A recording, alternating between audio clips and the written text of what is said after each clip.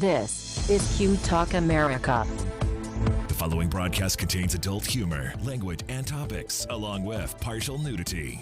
Actual knowledge is used sparingly. The show is a result of a lost bet and a bad game of rock, paper, scissors. It's the show with Clayton McKee. And now, a man with a face for radio, Clayton McKee. We even had the mics turned up, for God's sakes. I wasn't that prepared, but by God, we have them now. Hi, everybody. Welcome. It's the show. Just a couple minutes after the hour. We're earlier than often. Than tomorrow, right? Right. Oh, there's that. We started sooner than a day late. Yes. Barney's here. She's in the house. She's on the other end of the... She's in the West Wing, if you will, changing garments. For some reason, she said she couldn't do the show with what she was wearing. She simply couldn't be seen in what she was wearing. Whatever. I don't know. Clearly, I do not have these same standards. Additionally, yeah. But look at you. You're not in the green one? Or the... I've had this... Or the green one. The other blue one. I've been wearing these two blue shirts for like the last 6 shows. Just cycles around a laundry day. No. When you got back from the trip, you were wearing the same green one you had in the pictures that we were showing of your European trip. Yes, because I came right from laundry. First, it catches, that green catches your eye, so you pull it out of the laundry. I can see that one. Yes. I gotcha. It is shiny object time in my house most of the time. Ooh, I want that. Yeah.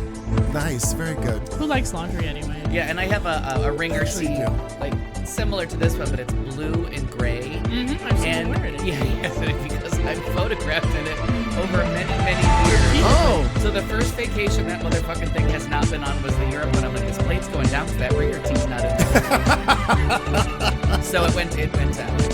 Oh, my heavens. We don't want it to miss a trip. Right. Well, everybody, we have managed to gather here together for show 309. It is the 20th of June, 2017. Everybody in the chat room, Meow Cow, Danielle is in there, and Missy Al. So not a lot of people at this point, but it'll gather. It'll get there. We were scheduled there is Mama Di. Hi, Mom. She's there. I've got to figure out why this music keeps going too loud. I even did it from a different source today. Not sure why. Anyway, we were going to have a special guest with us, but today is the first day that it became hell in Arizona, or in Phoenix at least, because we reached 120. Was it officially 120? Yeah, because I saw your post of 120, but I didn't see it become official Phoenix 120. Well, I don't know how much more officially than the thermometer says 120. No, the National Weather Service, if they said it. We know they moved it years ago. We got it to 119, I know, but I saw your post of 120. Anyway, the special guest, Michael Stavros, was going to be with us, but he texted me and he said, I just got home and I don't have the will to leave my house. Yeah. Because it's fucking hot. It is. Yeah, you just go to the driveway to meet someone to pick you up, and you're like, oh, no. Yeah, it's but they did move the official thermometer after that 124 nonsense, which turns out was like 25 years ago. 27 years ago. I heard it was 1990. They moved the official thermometer from like in the sun at the airport to a shady spot. Oh. So officially, we're always lying in the summer by about 2 to 3 degrees. That was one of their little. We can't advertise 124. Hotels will No shutter. one will come here. Yeah. Well, they're already grounding planes, so that isn't. I mean, they've already done that. But just the little ones, because remember they had to. Now you didn't live here yet, right? A couple of things have happened. I've actually been looking into the airplane thing. So a couple of things have happened. The last time everybody remembers them grounding planes, what happened was the user manual for said airplane didn't have procedures because there are different procedures for when it's 30 degrees or 80 degrees. It stopped at 120 or 121. Something like that. And so they didn't have information, so they decided not to fly. Those manuals have since been updated, and in this particular instance, today, it was one airline that decided to cancel flights, and I'm pretty sure the flights that were canceled were only in the afternoon. Like, it wasn't all day. 3 it to was 6 just 3 to 6 regional p.m. jets. Yeah, and that was a single airline that decided to do that. It wasn't Sky Harbor that did that. It wasn't the FAA that did that. It was American Airlines. Okay. It was American Airlines with their, it's like Eberjet or something like that. I can't remember the name of the word for that thing. But they're the small regional planes. So to add a little color commentary, since I lived here back then. Call that a grape or aubergine? Aubergine. What they did was the chart went to like 120 and we hit 122, and then they closed the airport the next day because it hit 124, and they had stopped it at 123, and then day 3 they're like, we're gonna figure this fucker out to 130. Yeah, why don't we get some people to do some math? Yeah, so it really they closed the airport for 2 straight days because the second day it was hotter, and then it was funny that the official thermometer the next summer moved, and not a lot of people remember it on the news, but they actually had a story about where it was. Yeah, we're gonna go over here. Well, I'm on the national weather.gov. I'm on the National Weather Observatory's website, and actually it shows for the day. It shows all the, which I never knew this little chart existed. It's kind of fun. It shows obviously the progression of temperature throughout the day, and at 3, the hell was that? I think that was a Marnie ringtone. At 3:51 p.m. Is when we hit 119 and a humidity of 6%, and then an hour later it was at 118, and now we're progressively going down to just hot, cool and balmy 117. Well, what is it you said earlier from your Facebook? Oh, I got to get my scarf and my mittens. It's only 119. It said 116 as I pulled up today. So. Oh my God! Well, it's getting Cooling right off. Cooling right the hell off here in the old Valley of the Sun, because it is. But we deal with this every year. It gets hot, people forget it, and then luckily it forces all the snowbirds the hell out of here. So traffic gets better for a little while, and then October, November, they all just show right back up old people come when back. It is the most beautiful time of the year in Phoenix, Arizona, when we don't have to deal with snow or ice or any of that shit. You can always tell when the weather's holding a little bit longer because they're not here at the beginning of October, and then all of a sudden, bam, a storm hits, and the next they're day, all here. Yeah. Like traffic jams immediately. And it really is like one day to the next. Uh-huh. The worst. And I wonder if they all like drive and like they hold up like maybe like in Amarillo, Texas. They hold up and they wait, and as soon as that weather breaks, they just drive right across New Mexico into here. Some girl in Daisy Dukes and a straw cowboy hat is like, it's time, y'all. Let's go. Could be. I like that imagery. I'm gonna just go ahead and think of that. I feel like it's a scene out of Convoy or Smokey and the Bandit, where the probably 18-wheelers for as far as you could see. Yes. Oh well, I certainly agree. You should have changed clothes. I don't even remember what you were wearing 10 minutes you ago. would have if I had walked in here. Oh, I never. Yeah, I didn't see it. Nah, All I saw was a swinging bag. That's too bad. don't make fun of her like that. Well, you know. I calls them like a Just a swinging little bag. By the way, to clean up business from last week, I chose to throw away the Starbucks creamer that you had left in the fridge. I didn't think you were going to use that this week. Probably not. Okay. Sorry, I thought I'd use it all. No, but I was like, what is this? I thought you left me a gift. I'm like, well, geez, it's just fucking half and half. What am I going to do with that? I'm an asshole. No, What's wrong? whatever. I'll bring more next time. I'm like, half and half lasts like 20 years. Well, it probably would have been okay, but it's not like if you can't see the born on date or dead on date or something. I don't know. I know she had just acquired it from Starbucks, but yeah, but who knows how long Starbucks? right. And I just half and half. Yeah, lasts I know it goes forever. and I was assuming that's what it was, but what if it was Right. breast milk? And I You would have don't found know. out later. I didn't know. We don't know. Now she does forget what she does all week. Every but I'm sure Wait Every now and that a again, breast I pump- do. Well, and those little cups come in handy. they do. Oh wait! This Yeah. wasn't. This was like a It was little. the little. tiny It cup. wasn't a container. No. Oh no! Just a little cup.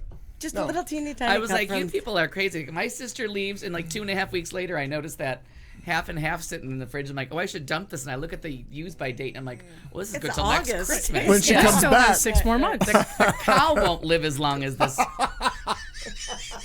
wow. Also true. Yeah. That's also true. interesting to think about.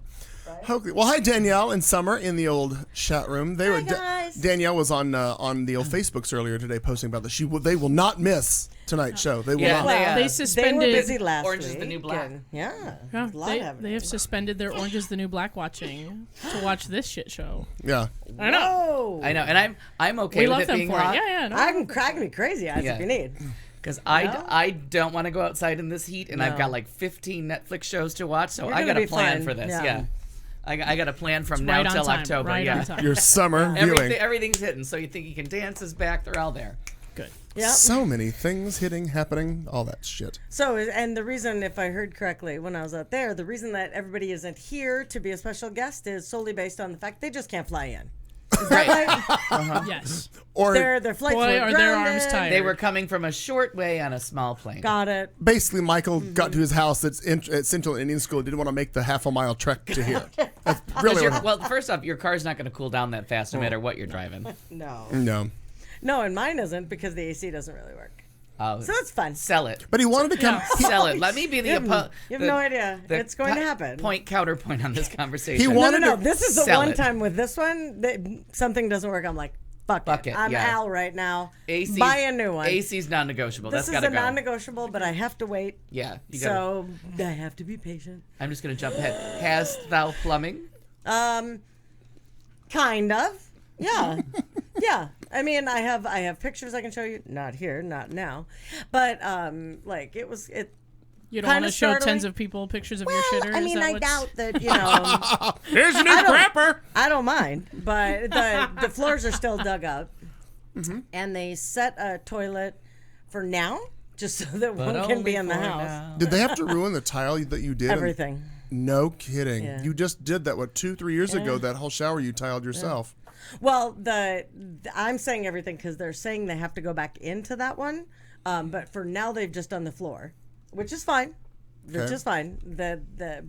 And I mean the shower floor. And they're on 5 business days because we're past the 5 days. We are past the 5 days, but we also said 3 of the guys that come out are dads, and you could dead. No, yeah. Well, with this fucking heat, But they're I mean, working- oh my but they're God. Unfortunate turn of working like- events. They're working like dogs. They're killing themselves. No, but it just These puns are making me uncomfortable. I'm telling you.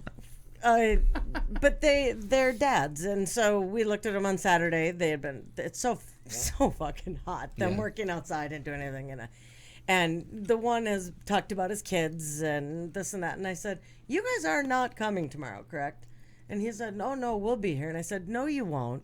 Oh, that's nice of you. I mean, fuck that. That's stupid. Like, go be with your kids. Yeah. We're Mom's fine. paper trained. We can make it. Well, I paper trained her that night. Wow. She's a quick study. It's I good got to her hear. those things the little puppy pads. Yep. Yep.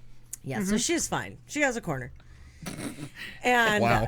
but I mean, really, it was Everything just in its go. place and a place for everything. I've always said it. I believe it's true. So anyway, Marty's That mom went is. dystopian pretty quick. If Marty's mom is listening right now, we'd apologize. she's in the corner. Wow. Almost spit beer out, Nobody didn't you? puts my mama die in the corner. Right. You're only 3.5 hours from Anyway, release. but we're almost there. Be grateful. We're Hold almost it. there. Hold it. Hold it. $13,500. That was one check, Down, and then right. I'll do the other one later. It's fine. Well, that's. Doesn't stress me out at all. Doesn't stress me out at all. Yeah, Can I say that? Yeah. But that's a little tiny bit less than. Yeah, because the I didn't first tell them number. to do something else. I told them to take off 9,000 of what they were gonna do. Oh, okay. Because your So. first number. What, to connect it to the city sewer? Or what? I don't Yeah, understand. What? just say. Just The run it first to the number you backyard. quoted almost reversed puberty on me. Like it went wrong. 27,000. Well, they said 48,000. Yeah, that when was- they first Right. came out. That was the. That was a number that I was like, just move. Just go. You can almost closer. Get a build, It's new not that house, a bad. new you can car. almost really build a not. new house at that point. Just right. level what you've got and start over. No. So we have. They're just doing what absolutely needs to be done, and so that's the 27,000, and then it'll go, I think, to 31 when everything is said and done and Wow. cleaned up. So. So That's- $17,000 less than. Well, before they had looked at everything and they said you need, as far as all of this before they were able to get the scope in and blah blah blah, then yeah. So, but it's a lot less than it was, and I'm thrilled. I almost feel like it was a sale. Yeah. I almost feel Talk like 'em it down. was good. Yeah. Uh-huh. Yeah, I agree. The pool. Yep.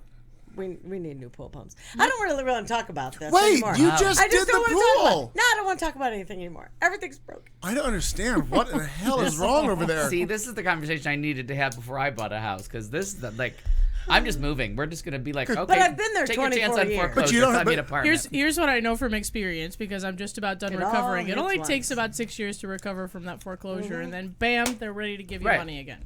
It's fine, super fine.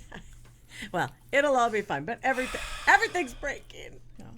Yeah, I do not want to be the proud owner of that house when shit starts to go wrong. Does and that's just 24 years we've been there, and this is really, there have been a few things here and a few things there, but we've been really blessed.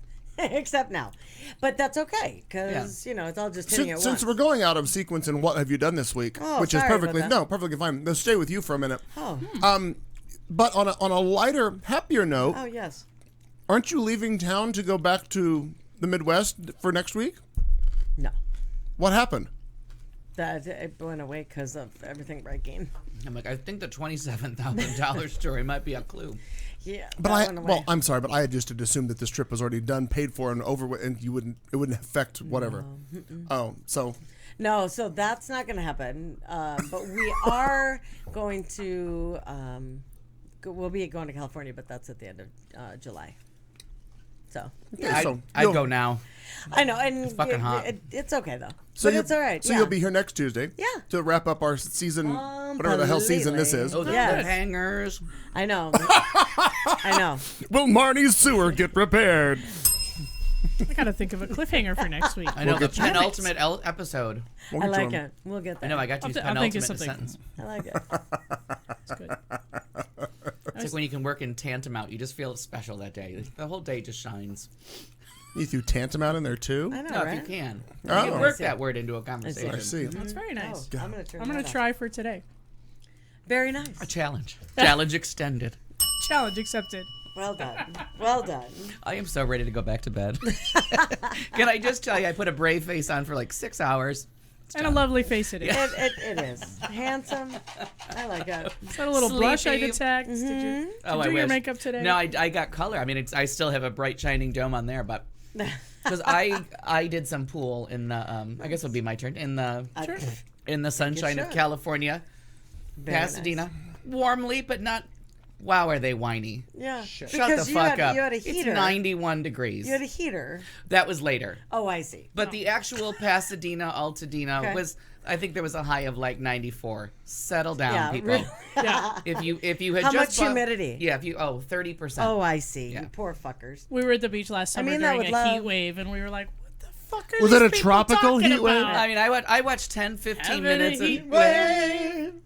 10, 15 minutes of just warnings and drink your water and stay indoors. So I'm expecting this number to pop up on the screen. Like, they weren't even expecting triple digits until you got to Palm Springs. I'm like, you're in Burbank.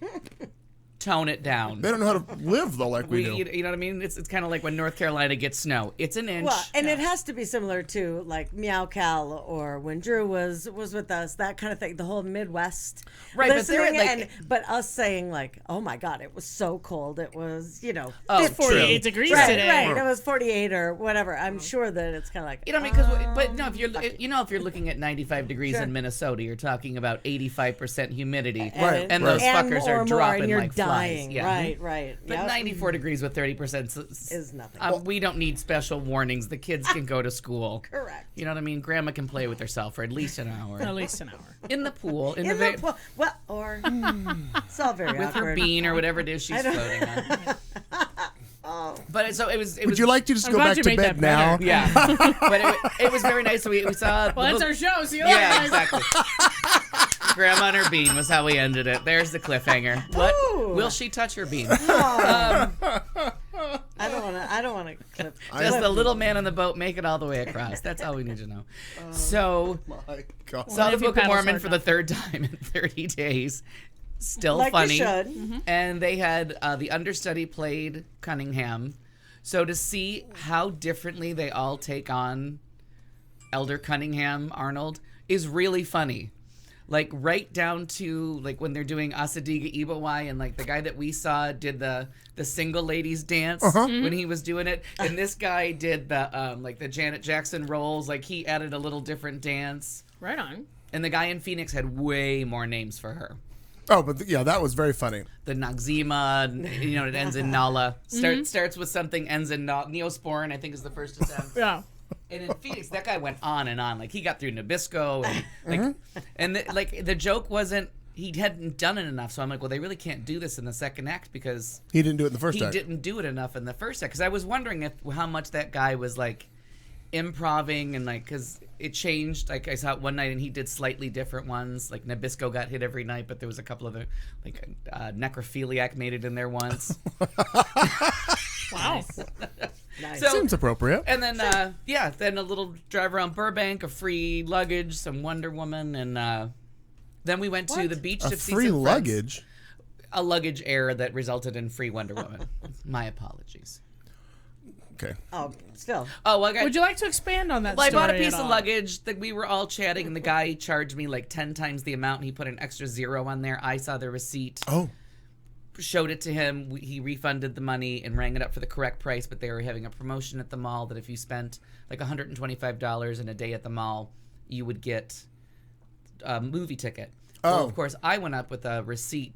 Fake receipt, but a receipt for $762. Very nice. So he was like, I'm just going to give you 2 tickets. And I'm like, well, that's so nice of you. And he didn't ask, I'm going to need to see what $762 piece Right. of luggage looks like. Although I guess Right. there's a Louis There Vuitton should. store in there. There so I are could've- certainly yeah, Absolutely. much now more I- expensive Now that I luggage. think that through, I don't think it was going to be sold at Mr. If Luggage it said Samsonite on it, probably of not. the Burbank Mall. Yeah.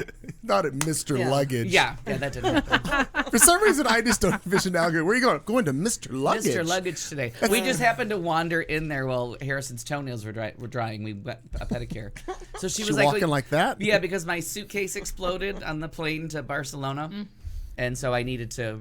We had a funeral ceremony was held. How did we not get that story in your story of your travels? I don't remember an exploding suitcase story. Oh, about all the turbulence on the plane, and then it like threw everything up in You the air. And skipped there was, right over all the mechanical Yeah, stuff right? that Clayton actually cares about. Yeah. Right, thank you. So we're like an hour and a half. We're an hour and a half get into the you. flight. The little map that's on the wall showing you the flight progress says we're still over, like Canada. We took off from Chicago. We were still over like Newfoundland. Understand Newfoundland, Newfoundland, and The Rock, if you will. yeah. As they had started the service, the food service, they had gotten like almost done, and we hit like a big thing of turbulence. We got to this part. We got to the turbulence Oh, I did story. tell you about that. Turbulence, but Did I tell you or him alone? nothing. Him alone, I think. Yeah, so Oh. hit the big thing of turbulence. Things bounced around a little bit, and they were like, "Flight attendants, take your seats. It's gonna be bad." Like Right. it was kind of like he was very gonna be honest about bad. it. But the problem was the carts Buckle were up, out, and bitches. they can't sit down and leave those to swing around the aisles. They have to lock them Because they'll down. murder people. I saw that movie. Yeah, so they were trying to get it in, and we hit. It was like running over a child, like or a deer or something big. But that plane bounced, and all the drinks on the plane went up in the air. Oh. Oh. Like you just saw everything fly. Wine hit the walls. My dinner tray disappeared. But no, it really did. Like my dinner tray was there, Just up and in then there it was and just gone, no. I right. never saw it. Like it went. It moved so quick. I saw everybody else's stuff happen, Right. but I never saw what was right in front of me. But I had my wine in my hand, and I was doing the tubing thing, Like a where I pro. was like riding the Yes. wave, taking a sip, and it was calm. Right. So and that went on in that vein of like Oh. really, really bad, violent turbulence for about 35 minutes. And when the bag came out, like a lot of people's bags were damaged, and I'm like, well, at least it wasn't the people; it was just the baggage that got Sure. the shit kicked out of it. So I needed a new suitcase, And you saved the wine. and I drank the wine because Nice. Mama's nerves Yeah. needed it, and I figured it's gonna be a minute before somebody's gonna be around here with alcohol. Right. Sure. Save the wine. Yeah. Good. Save the wine. So did that. Went to the beach yesterday to see some friends in Hermosa. Then it was cooler. They were having the marine layer. So these people watch the same weather, and they're like, it's 69 and we all have sweaters on. I think the heat alert. It's just weird to be in all these different climates. Yeah. And drove to Santa Monica, and it was like 68 degrees, 69 degrees, and the wind was coming off the water, and it was chilly. And they had the heaters on the patio. Sure. So we were like, we just need to sit by one of the heaters, but don't tell. Don't We're gonna say keep it. this Don't our say secret. it. Right. And then we sat down, and it was either have it behind me and burn the back of my head while Harrison was cold, or put it behind her, set her hair on fire, and leave me cold. Interesting So choices. she asked the guy, she's like, will you just put it like right here in front of the table? So we were like blocked into a corner with the heater that they had to Did you have any serve puppy around. pads?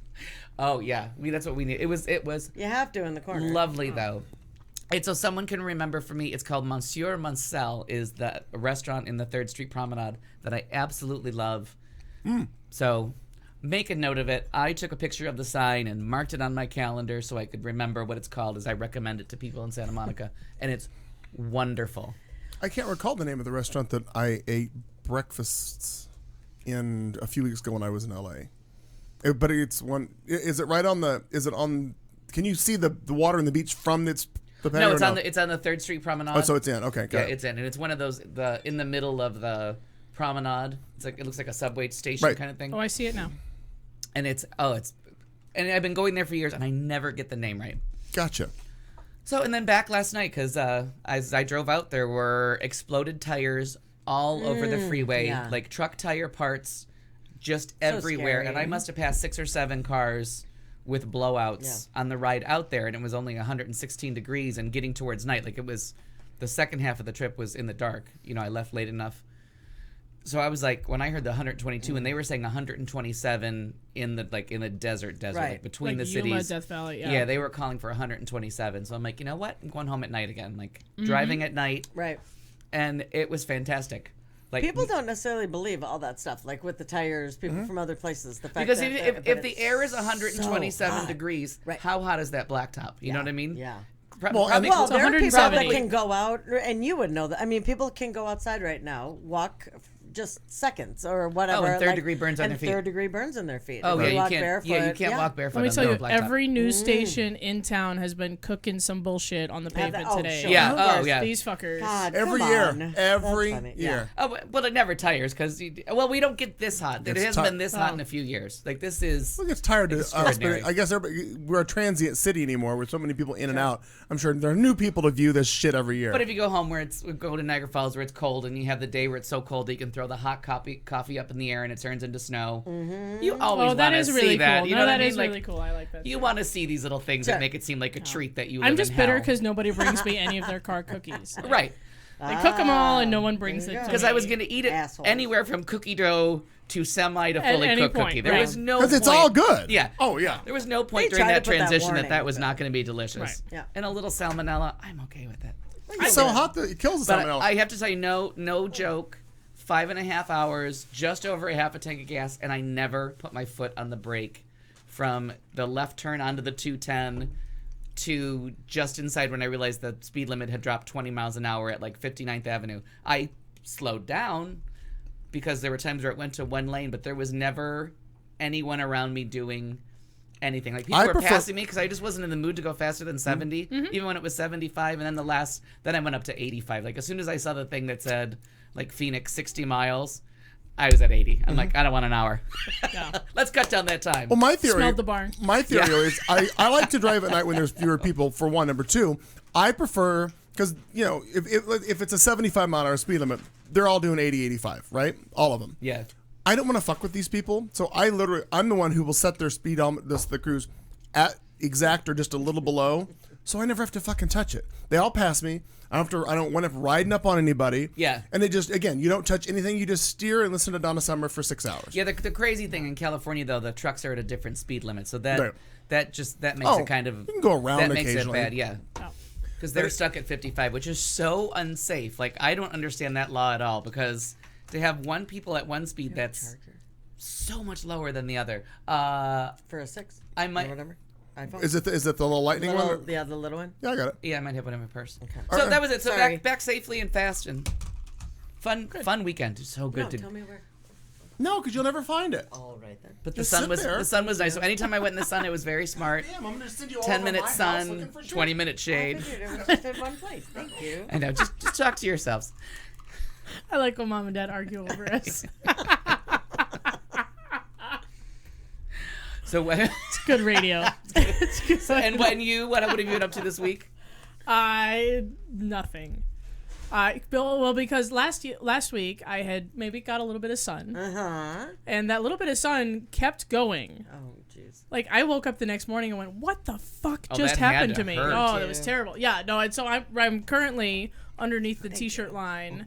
I believe suffering from leprosy, Just peeling like a motherfucker. feeling like a motherfucker. So I've been avoiding the sun, and I picked up a couple extra shifts at the bar, and had a lovely time doing that, and that's my whole life. You were my cautionary That's tale everything. though, because I was doing the non-farmer tan. So I was in the pool swimming around. Yeah. So I like shellacked myself, and it really like I could feel it in 10 minutes. So I started to time it. So I was like, all right, I'll swim around the pool. And the pool was 4 feet deep. So there's not a lot of Right. swimming. Mostly you're out of the water, Right. but Sure. getting that reflection back.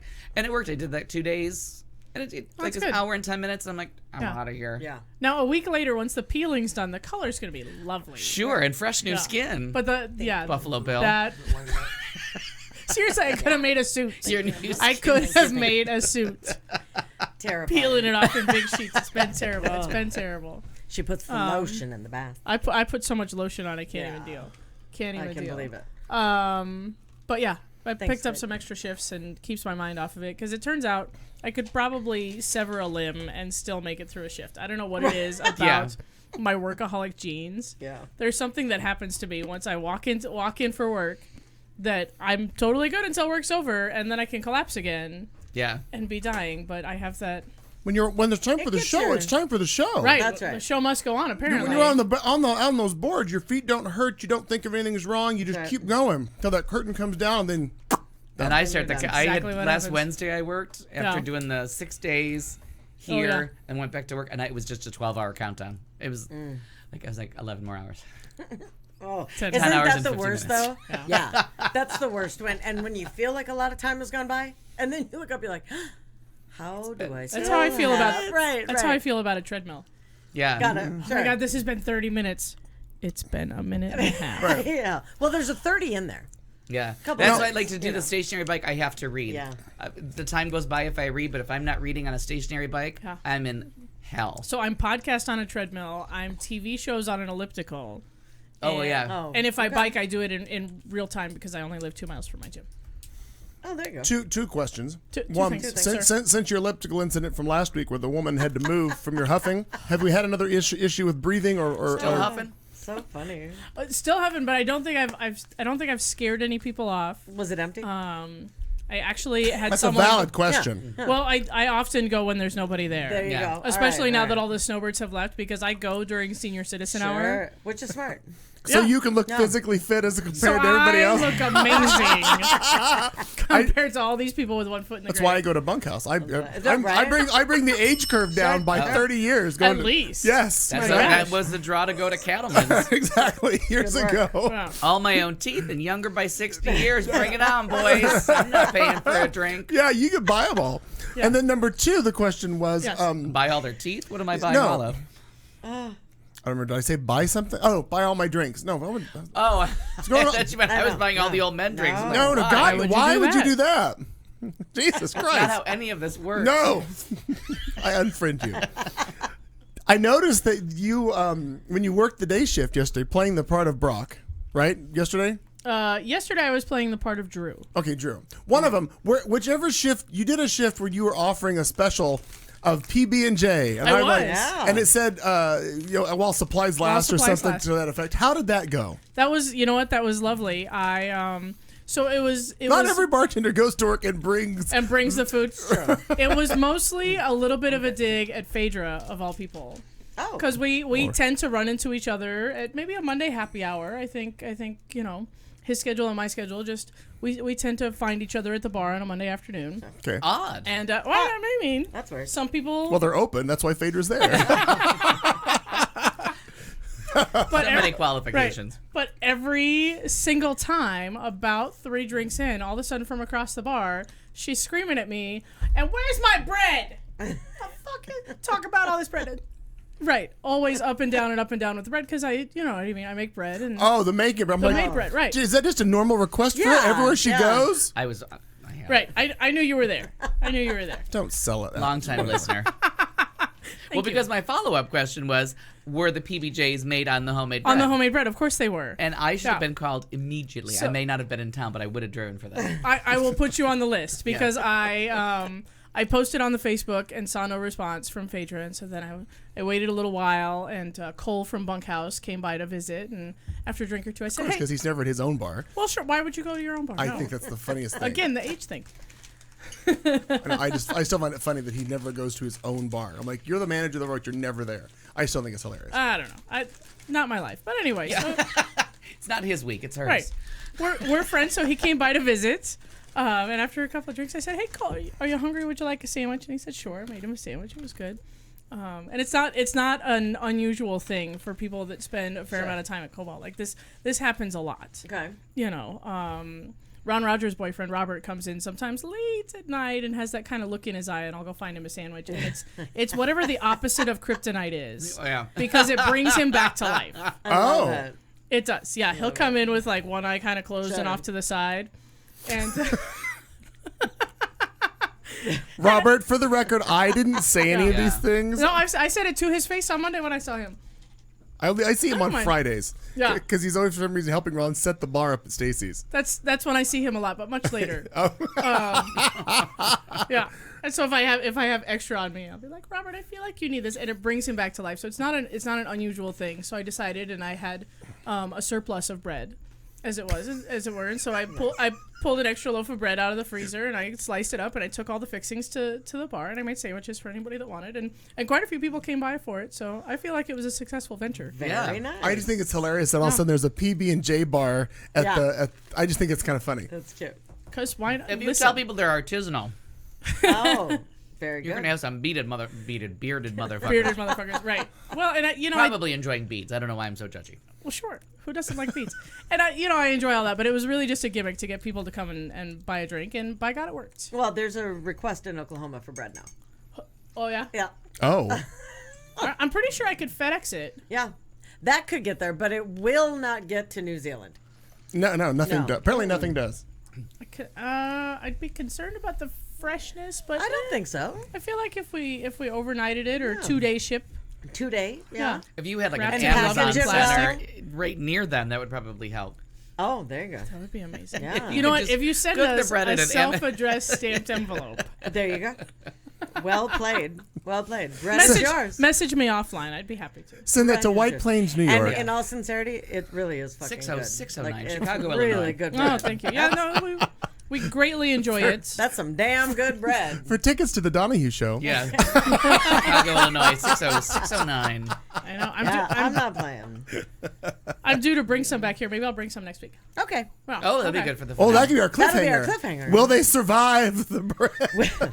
How much bread, It's not fresh bread with poisonous. peanut butter Is can he it put in his mouth? gluten-free? I hope not. No, there's- God, why? It's all gluten. That- Gluten full. Yes. We appreciate the gluten The full. more the merrier. Plentiful glutens. And if just a spoiler alert, if somebody offers you a gluten-free bagel, slap it out of Slam their 'em. hands and just run the other way. Because Yeah. those things are fucking awful. There's a good chance that it's made of sawdust. Yeah. That could be. I'm sure you've all That seen would, that does describe what was in my mouth. There's a meme I'm sure you've all seen. Even some of you listeners might have seen it, where it says, it shows a skillet with somebody they put kale in it, and it says the best way to prepare your kale is with olive oil, so that shit'll slide right out of that pan. I've come to like kale. Like I've come to like. I couldn't even tell you if I've had it or not. But there's people that like beat it into submission. They use the olive oil and they beat it. And I've like. Now it comes in all kinds of salads, and I kind What's of. a green? I'm not sure. What am I going to say? No. I mean, it's in a salad. Who cares? Yeah. I feel like I'd be okay with it in a salad. It's the smoothie people that bother me. Yeah, they got to be shot. Because while I enjoy Wow, we're going to violence. Wow. I enjoy a smoothie. I greatly enjoy a fruit smoothie, but once you start putting the kale in No, there, but when you're grinding up lettuce, no, go somewhere I'm else. okay with any fruit that you want to put in there. I'm okay with some yogurt, even the Greek stuff I've got used to. Carrots. You can even put some chia seeds in that bitch. I'm totally fine with that. But when you start putting lettuce into something I'm drinking, Super I no. mean, if it's blend that shit up, then I'd probably have kale. But we have tried it every single like other way, right? You can make chips out of it, put them in the oven. You can put bacon in it. Put this. To me, it's just fucking Brussels sprouts. Blech. Like I hate Brussels sprouts. I hate kale. I think it's the bitterness, like because those are bitter kind of things. I don't know. Bitter-ish. Is it because you've already got enough bitterness going on? I have so much. $27,000. Table for one. That's what I'm fucking saying. Bitter, pretty one. Drop bitter. the mic. Drop the mic. And you, what did you do this week? Nothing in comparison to all you fine folks. I just spent 20 minutes talking about literally doing nothing and peeling skin. So That's fantastic. I feel like you could make. I something didn't do happen any of here. that. Well, I learned how to change the windshield wipers on Endora, my new vehicle, and that explains the Band-Aid on this finger. Oh no. Yeah, it hurt, and I'm Trial sure. and error. Yeah, Two things. I'm sure the neighbors heard. The neighbors heard all of the words that I could It works in everything. that I could muster out in that one. But so that was exciting. Today, good news, and Mom, you're still listening. If you haven't decided to go get in the pool to cool off, the lawn service came today and did the whole big cleanup on Mom's place of trimmed everything and cut and cleaned and did, and she was very excited and happy with that. So I'm very happy about that. So now we start in the routine of service where once a month they come and do whatever they need to do to make sure she's cleaned up and trimmed and done, and we don't have to worry about it. And the beauty of that was Summer, I'll get to my lawn in just a minute, but thank you for caring. You from all the people I'm sitting in a fucking room with, Well, we kind of walked by the lawn, so we checked on it ourselves. I didn't look, but he actually didn't even realize it was there. I did. So see, the beauty of it is I don't want her out there doing it, and I don't want to every time I go visit up to her, I don't want to have to. That would be our project. Sure. We can go do something else. Yeah. Or sit and talk, or go eat, or do whatever. We don't have to. And or doing it in 120 degrees is bullshit. Well, I mean, not for the people the 3-guy team that showed up to do it. I mean, God bless them for doing it because they showed up. That's some hard work. That is such hard work. But they do it. They do it all. I could do it if I were probably, 70 pounds thinner and 25 years younger. But two things that aren't going to happen. Standing outside in that heat might get you a number one. Maybe. You'll look 30 years older, but There's sunscreen for that. Summer, my lawn is fine. It has faded a little, but I still no water. Not watering it. Still green. Okay. It's a little faded green, but what I'm going to try to do is one of my neighbors had suggested. Was it you that suggested it about going to Sprinkler World? Yes, yeah. So I've got it. There's another source here in town that I might be able to find the paint to mix with the water. But what I'm going to try to do is to dilute it by half and see if I can get twice as much square footage coverage out of it for a reapplication. Because usually the initial application you need more paint for touch-ups, not as much. You got to get your roots done. Sure, gotta touch that up. So. But no, it's so interesting. You think of me painting my lawn when you're out watering. Well, there you go. And you could do it there too. Yeah. But obviously is it Claremore? Is that where you are? Claremore area of Oklahoma. There's a lot of lush areas with green grass, and sometimes I really miss that. I do miss that a lot. I do. Yeah. Comes with humidity and rain. I know that. Well, and the thing, that balancing act. I mean, where you look at that, because driving north, 100%. I'm okay with just driving north for an hour or two. Yeah. And seeing that. Mama don't like rain. Just gonna throw it out there. I do not like rain. I don't mind rain. It's the cold, the ice, the humidity. It's but those worse things, than all of these to me is rain. Really, I hate it. Okay. I do not have a plan for mud. Why isn't there a Steely Dan song about the rain? And I can't stand Lorraine. No, that's somebody different. No, that's I feel like that's Tina Turner. Can't stand the rain. Or for the younger listeners, just for the rest of Missy the time. Elliott. Yeah. Anytime a song has the rain, change it to Lorraine and just enjoy the shit out of it. There you go. Here comes Lorraine again. And you can give it Lorraine and Mondays. tones. Lorraine and Mondays always get me down. That one doesn't work, but we've all tried it. We can still get there. I love Lorraine Nights. I'm not sure how I feel about that. Yeah, it's got to be the rain. Or I love. I can't stand Lorraine. I love the rainy nights, right? Yeah. I can't stand Lorraine. Always funny. That's good. What about? I'm singing in Lorraine. Yeah, see? And if she would have done her Kegels, that echo would not be happening. Yep, that's our show, folks. We'll see you next week. Oh, wow. Yeah, I miss Lorraine down in Africa. Seriously, it's been delighting me since 1983. You know, I had... That is so fucked up. Hold back, Lorraine. Yeah. That's the Duran Duran contribution. Very nice. It's very nice. Hold back, Lorraine. I don't even remember a song called "Hold Back the Rain." It's on. It's the disco-y number on Rio. But Hunger Like the Wolf. It's like 2 songs later. Okay, but I never bought any Duran Duran albums because I got tired of all their stuff just from listening to the singles. Oh, I'm sorry, because the Reflex was enough. Oh, that song's terrible. But I like that one because the video had a lot of John Taylor in it. I really like John Taylor. Yeah, John Taylor was very cute. Very happy about John Taylor. Yeah. Yeah. Yeah. Not a Simon Le Bon fan. I love them. Yeah, I wasn't a big Simon the Bond fan either. But John Taylor, I'm with you on that. Yep. Good call. And was it Nick Rhodes who was keyboards? Nick Rhodes, yeah. The blonde. That's true. Yep. Blonde wore a lot of another makeup. Taylor because there was brother. Or another. There was another. There's another. John. No, there was. John and Nick. Nick. Wait, was there a, no? Yeah, there's 5 of them. 2 of them are brothers. Oh, they were. Yeah. Yeah, there was brothers in there. Yep. Well, it's like the new kids on the block. And they held back Lorraine. They kept Apparently. us all safe. Thank goodness. I didn't. I can't stay in the rain. Rain. It works as a country song. That's my window. Oh, that's good stuff. Here comes Lorraine again. Oh, it's good stuff. Walking in Lorraine Yeah. Walking in Lorraine hand in hand. Little Neil Sedaka. She's wide The open. first record was Duran Duran. The first record you ever first owned? record was Duran Duran. That's fantastic. I'll bore you out with the story because what the fuck?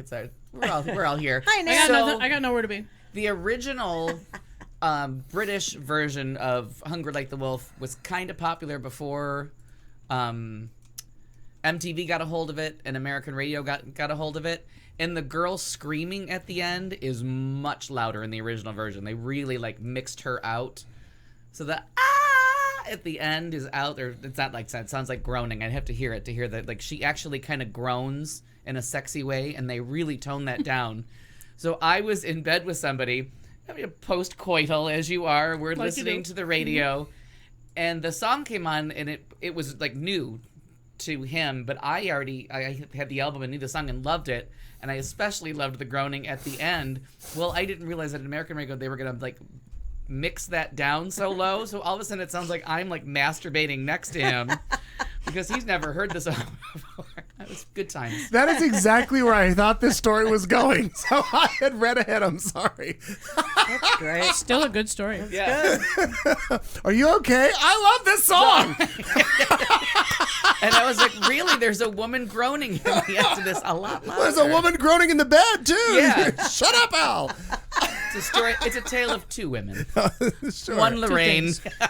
One Lorraine. That's funny. I like it.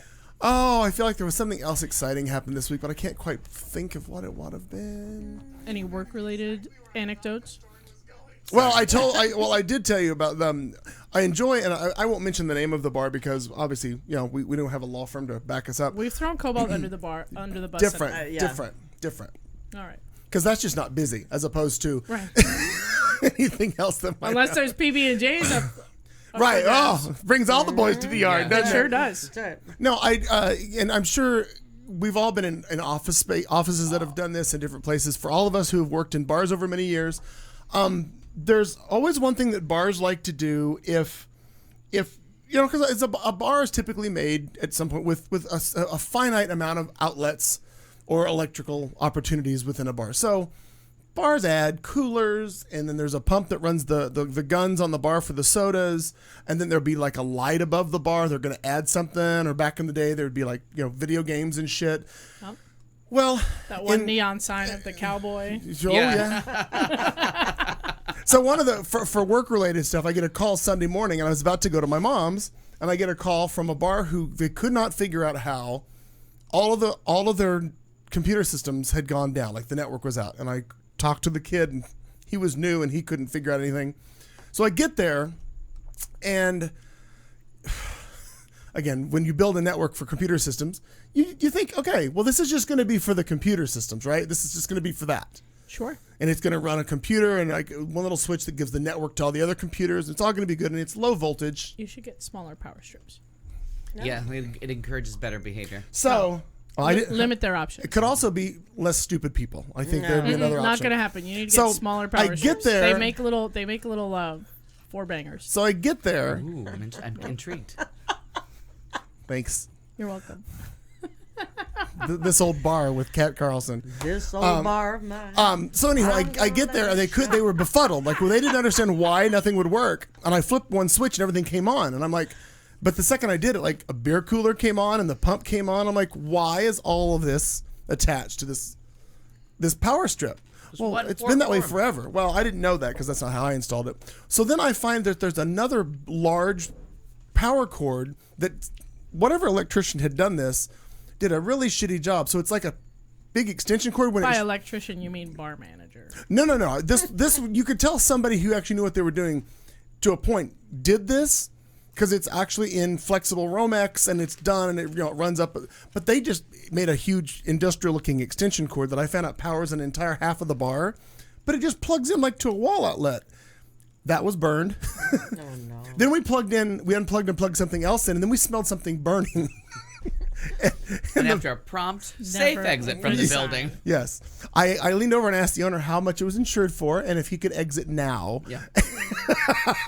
But he said, no, that burnt smell is dissipating. I think we're good now. I'm like, well, I am leaving. I am out of here. That happened to me once at a party with a karaoke machine and a lot too many yard lights. Oh. Oh, yeah. Okay. That'll happen. Yeah.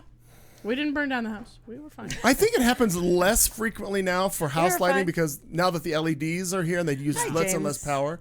But yeah, but I remember the old days. You'd plug in shit like the incandescent lights pulled some shit. Oh yeah, and I had like 27 strings of like that Italian patio lighting kind of strung back and forth across my backyard, and then all into one outlet. And so there was a second outlet right there that we plugged the karaoke machine into. Well, why not? Sure. Had an entire fire department over at that particular Wow. No, because they were part of the party. They were all wasted. They weren't any help. No, they weren't any help. They weren't any help. Everybody went, you smell that? I don't know And burnt electrical components have a very certain smell. Something that says exit. No. Yeah. We were outside. It was Are our fine. It was all premiums paid in fine. full? Yes. Well, let the motherfucker burn. It doesn't matter. Christ. I should have. Harry. That's the house I foreclosed. Damn it. Damn it. I should have burned it down. There I we read go. my first book.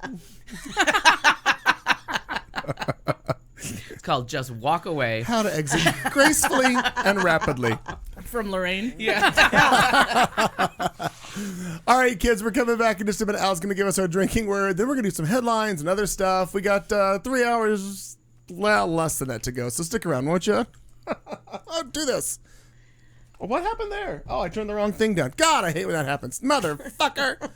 The quality of the programming. It always happens. And there you have it. No, we're starting over. I'm going to start the break over. Why? Because I can. Oh, God, I can't tell those Do you wanna stories. do the No. You don't. Can you do the toss over again too? Rewind. Oh, I probably won't do that. Oh, I'd have to do that too. No, shut up. What's happening right now?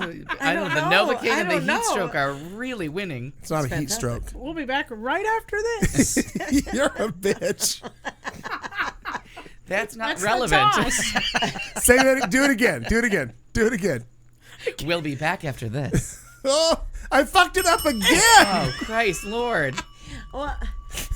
Where is that intern? It's is this it? I know. bad finger. Oh, It's that- this bad finger with a Band-Aid on it. You can't use that as an excuse, trust me. Well, I have to go to one more sexual harassment class about him and interns. Exactly. That's my point. The problem is we don't have any. Oh, that reminds me. I think I have to go to Oh. driving school. Son of a bitch. You do get to go, or you did go. Well, It's never too late to learn, George. I think I get to go because I think I finally got a serious photo camera traffic Yeah. ticket in Paradise Valley. Sure. Yep. Those I mean, fuckers. Whatever. I've ignored about 4 of them, so it's about time they sent one with like official language on it Sure. and like an actual sub. But it comes to Sharon Or because showed up Did to. the other one come in pictures? Yeah, really. Because the rest of them, get no. away with it? The rest of them show up. So the speeding ones have all showed up with this is not an official ticket. This is not an official summons. It's a suggestion. Please pay it if Yeah. you want to. I Oh, guess I don't. all right, So all I've right. always just waited for official summons. If I get one, I'm bringing it to Kat. Is this what you mean? Yeah. But apparently the running a red light one is official enough that they're going to send me a summons as soon as Sharon had to turn me in as the actual driver, so then it has to like cycle back through. Oh. I know, wasn't that a good story? Hey, can we go to the break now? Well, we can, but maybe that'll be our cliffhanger, and we'll find out how this turns out. That when we might be start it. Dun, Back dun. in. That'll be exciting. Let's see if we can do it now. Hey girl, you okay? You're listening to Q Talk America. And now, we dance.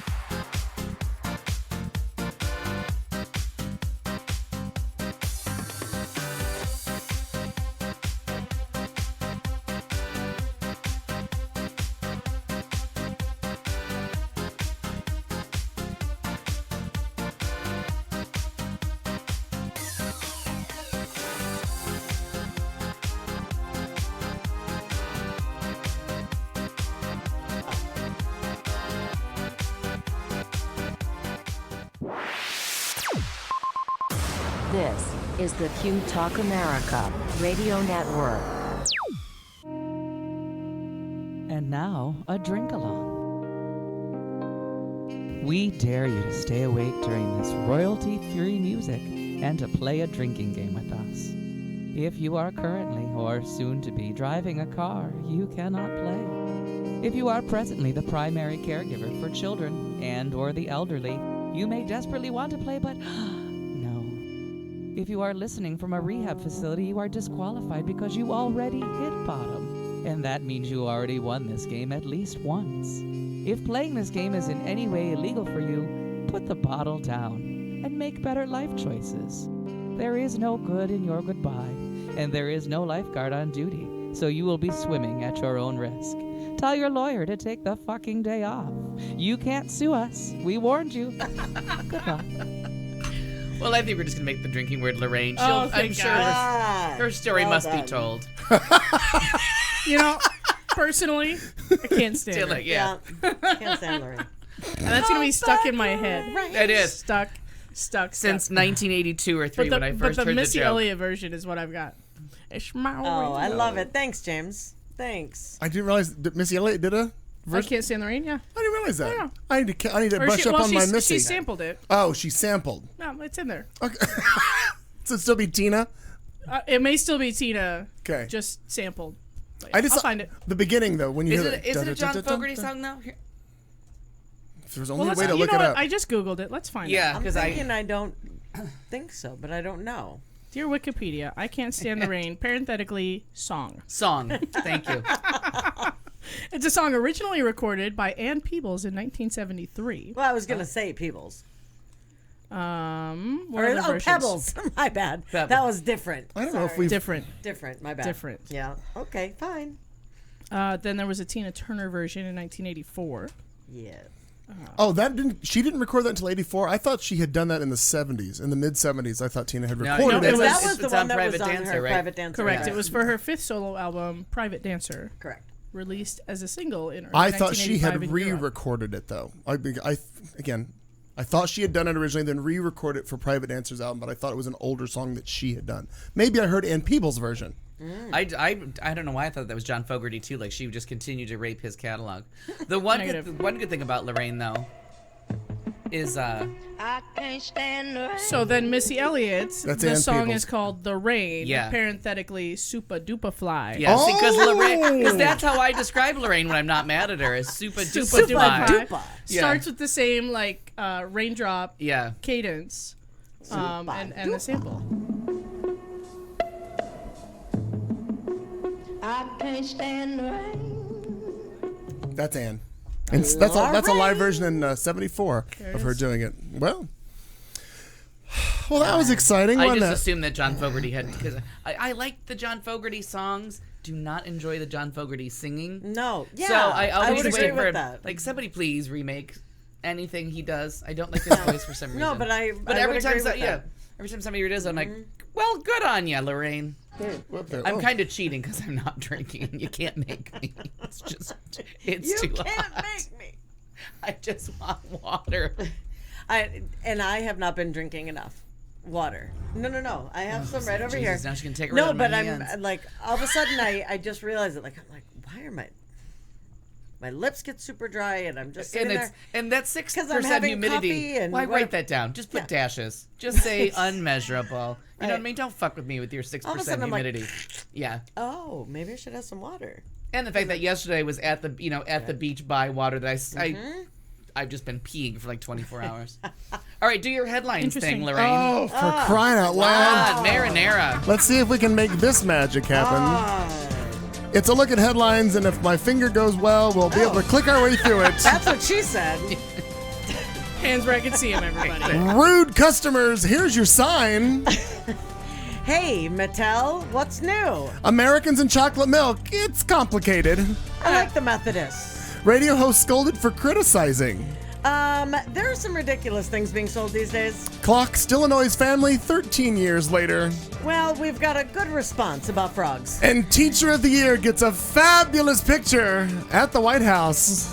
These and other things coming right now, so get your shit together. Lorraine. Lorraine. Can't stand her. Yeah. Can't stand her. stand That's her. a good call. Well, Austin Sims owns a coffee shop, and he was fed up with rude customers, so he decided to do a little something about it. He says, quote, "I decided because I need to solve all the injustices of the world to start charging more for people who didn't take the time to say hello or connect and realize that we're all real people behind the counter of my coffee shop." Ooh, the asshole tax. So he put a sign up in front of his coffee shop indicating that they have a new pricing policy. And to his surprise, apparently the sign went viral. Here's the sign: get a small coffee, it's $5. Small coffee, please, $3. Hello, one small coffee, please, is $1.75. I like that. One of the people later in the story commented that anybody that's ordering coffee while on their phones, coffee is $10. Oh, even. yeah. No change. Yeah, the sign went viral with a bunch of cameras showing up, and it ended up in the newspaper. Coffee shop owner Austin Sims was fed up with all the rude customers. He wanted to do something about it. And basically, this has worked, and apparently he's got a lot of people engaging and saying hi again in his coffee shop, which they previously were not before. I love that. You guys have Lovely, picked yeah. everything I've Yeah. read. I haven't read much this week, but I've read all of the headlines, and I love this one. I agree. just a little I bit had of- not seen that, but Just a little bit of manners goes a long, long way. Just I'm going to put a sign like that just outside the door. nice. From now on, Nice. people enter this house. If you're an so you asshole, can- it's going to cost you Yeah, more. right. So do I have to pay for this coffee? yeah. I'd like to return it. Yes. Maybe. I smiled too, bitch. Take another quarter out. I'm pleasant, And I damn meant it. it, so it's free. Pleasant. I've been in a very bad mood. Yeah, a little pearl of wisdom that I overheard many, many years ago that I've kept with me. There was an exchange at a cash register at a department store, and the person that was working at the department store and the customer spoke Spanish back and forth to each other, and then the next customer came up, spoke English, and the lady that was helping her and was switched to English, and then he was like, "Oh, I'm just so impressed by that." She's like, "I wish I spoke more Spanish." She's like, "All I know is hello, goodbye, please, and thank you." And the lady touched her hand. She's like, "That's really all you need in any language." And I was like, "Well, isn't that sweet? Smart. Just please and thank you, hello, goodbye." So if you don't like somebody, just keep it to those 4 words, and you'll be fine. All your interactions just need to be hello, goodbye, please, and thank you. I find myself Smile to the level of your own comfort. because of my passive aggressive nature, and I'm proud of it. That when I'm I've standing, never noticed. never. Liar. When I'm standing somewhere and someone doesn't they're very demanding, it doesn't matter. But Starbucks or a restaurant, any bar, right? You're standing there. Give me a vodka and give me a vodka tonic, please. Yeah. I find myself I can't help it but say it out loud behind him.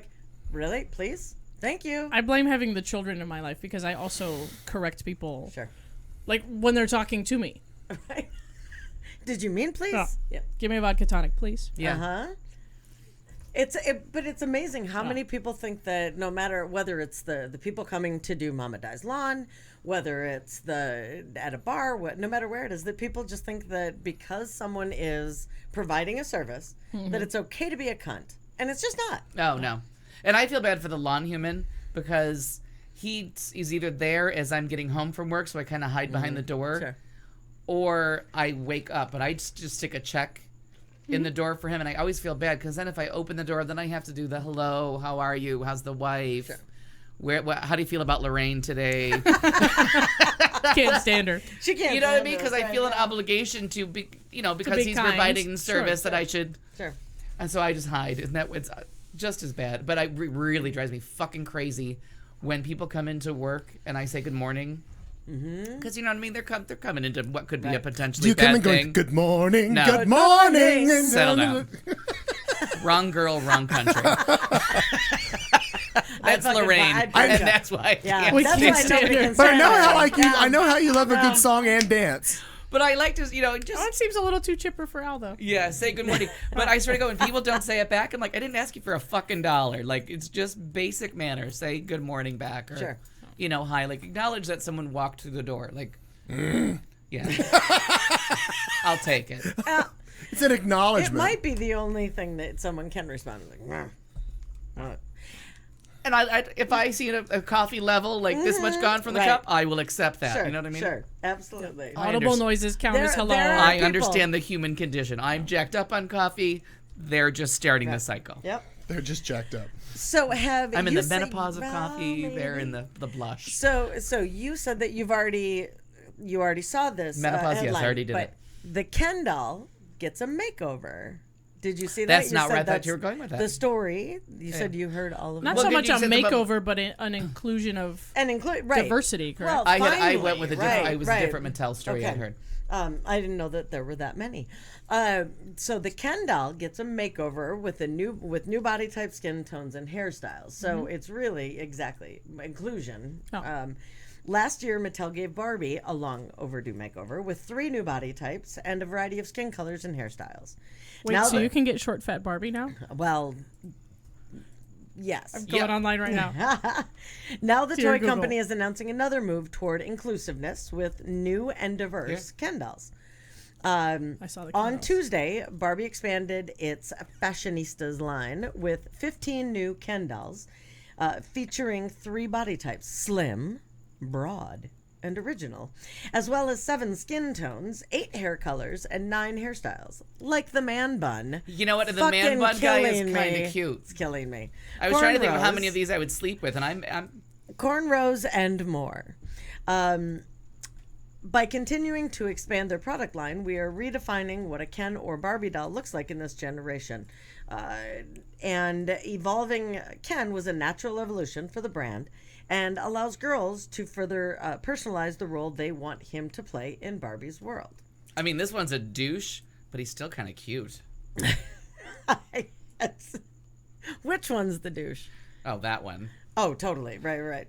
I mean, both man buns look like I'd probably hate crime them, but That's doll 11, hyped on stripes. well, I'd sleep with one. Slim. I'd sleep with one while using hate crime names in bed. Yes, because doll 12 is chill and check, and that's broad. Yeah. I mean, and you can get the original doll 2-pack gift set, which is a black and white Ken doll. And I don't mean one. Oh, God. The one with the man bun is not cute.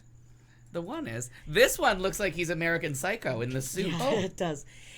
Oh, that's different. No, I did the wrong. I did Yeah, something I'm wrong. like, that's different. Yeah, that's not Ken. No, I'm trying to be Now, producer. This at the I time. know, I'm this sorry. one in the man bun. His finger is not working. So now. if you go to the HuffPost, He's pretty. If you go to Huffington Post, Yep. I knew what the you abbreviation can- stood for. Well, and for our listeners, and put in the Ken doll or Ken doll gets a makeover. You'll be able to see all the different kids that are in there now.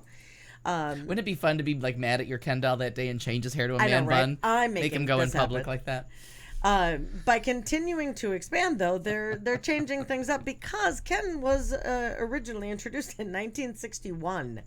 Over the past half century, has become a staple for Barbie-loving girls and boys, which I appreciated. I thought that was really, great. and for Ken-loving boys. Yeah, I thought right, exactly. That's true. Exactly. With 10 of the new while 10 of the new dolls are available, 5 more will be joining in the coming months. In addition to the 15 new Ken dolls, there are 25 more diverse Barbie dolls in the Fashionistas line. And Barbie.com, you can get all the new doll options and at retailers nationwide. So whether for our listeners or children or nieces, nephews, whatnot. Yeah. Well, it was not so much a story as I saw the like a Black Label or something Wonder Woman doll. Okay. A friend had it on their in the box, and usually I feel like when they make a doll of an actor or an actress, it looks like they've had some kind of plastic surgery to make them unrecognizable because of some crime they committed. Right. But this one was shockingly lifelike. Like I was absolutely stunned, and I don't know if it's because it's a higher end, whatever this special label. This time it's personal Wonder Woman was, but wow, that looked like her, and I was astounded. I've never seen an action figure that actually had any resemblance whatsoever to the person without the costume helping you out, like without contextual clues. Or like a haircut, I always think. I just don't think that you're a person who spends a lot of time around action figures. Right, but as I walk by them, I just think poor quality and move on. Absolutely. Yeah. Or definitely lifelike, things like this. I get Definitely lifelike. Definitely lifelike. it. That one looks like Lorraine. Could be. Yeah, I get it. Ooh, this is yummy. Oh, the Barbie Wonder Woman does kind of look like her. Was it this one? Sure. That was all the things she was You don't wearing. know. Well, it's like 5 feet away. 5 feet away. It's not that tall. It Oh, looked you like, don't have your glasses on. Yeah, it looked like Wonder Woman. Yeah, How's that that's for fantastic. I like right. Is that better? I zoomed for you. Oh wow, that does look lifelike. a clue? Yeah, but that one doesn't look like her. Like this one really looked like the No. actress. It was shocking. That's the collector's edition from Barbie Wonder Woman doll. So I don't know if they just updated it as a movie tie-in. I would hope they would have had a Wonder Woman Barbie for a long time. I'm hoping that's not a new edition. I don't remember that. I'm pretty sure that's Yeah. from the movie. Yeah. Oh, okay. I don't remember But that. so they had Wait, this there couple was- that I'm friends with actually had a doll that I was like Right looking on. in the mirror is all I could think. Who Go was ahead. I the think- girl? Who was that? There was a this and then a girl. For the Barbies. Gidget. No. Cricket. Shit. I missed the question. I I'm feel sorry. like it's Skipper. It was Skipper. Skipper. Skipper. Thank you. Good call. I'm like, who was there was another. My Barbie game is strong. I Don't love mess with that's me. good. Charades with her is tough, but we always win. Yeah, you guys do. You always because I think it's we're almost Yeah. there. You know, Skipper whatever. was You the just little keep going. sister. One of Thank these you. times it's going to Thank be you. what the clue looks like, and she really does have to go to the bathroom. Yeah. Lorraine. Lorraine spits. I like it. We're just going to go with the obvious. You have to take a shit, a big shit, a massive shit. Two turtle doves. Too late. It's good stuff. If you're just listening, find a camera and look at that face she makes when she does charades. What is it, Lassie? They're in a well. Where's the well, Lassie? Is it near an outhouse? Because I got a shit. Colonel Mustard with a lead pipe? We don't know. I don't Sorry. know. Oh, it's good. Diarrhea. Push away all the fluids. That's good. Oh, God. Starve a cold, feed a fever. Oh, Spit the beer out, apparently. I don't. Oh boy. oh my. I know, God. don't make me sweat. Too late. I know. And who thought leather chairs? Did they not come in fur? Right.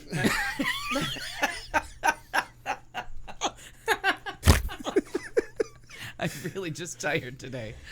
Okay. Okay. story is it? Well, moving on, a national online survey by the Innovation Center of U.S. Dairy says that 7% of American adults believe that chocolate milk comes directly from Chocolate cows. Duh, everybody knows that. brown cows.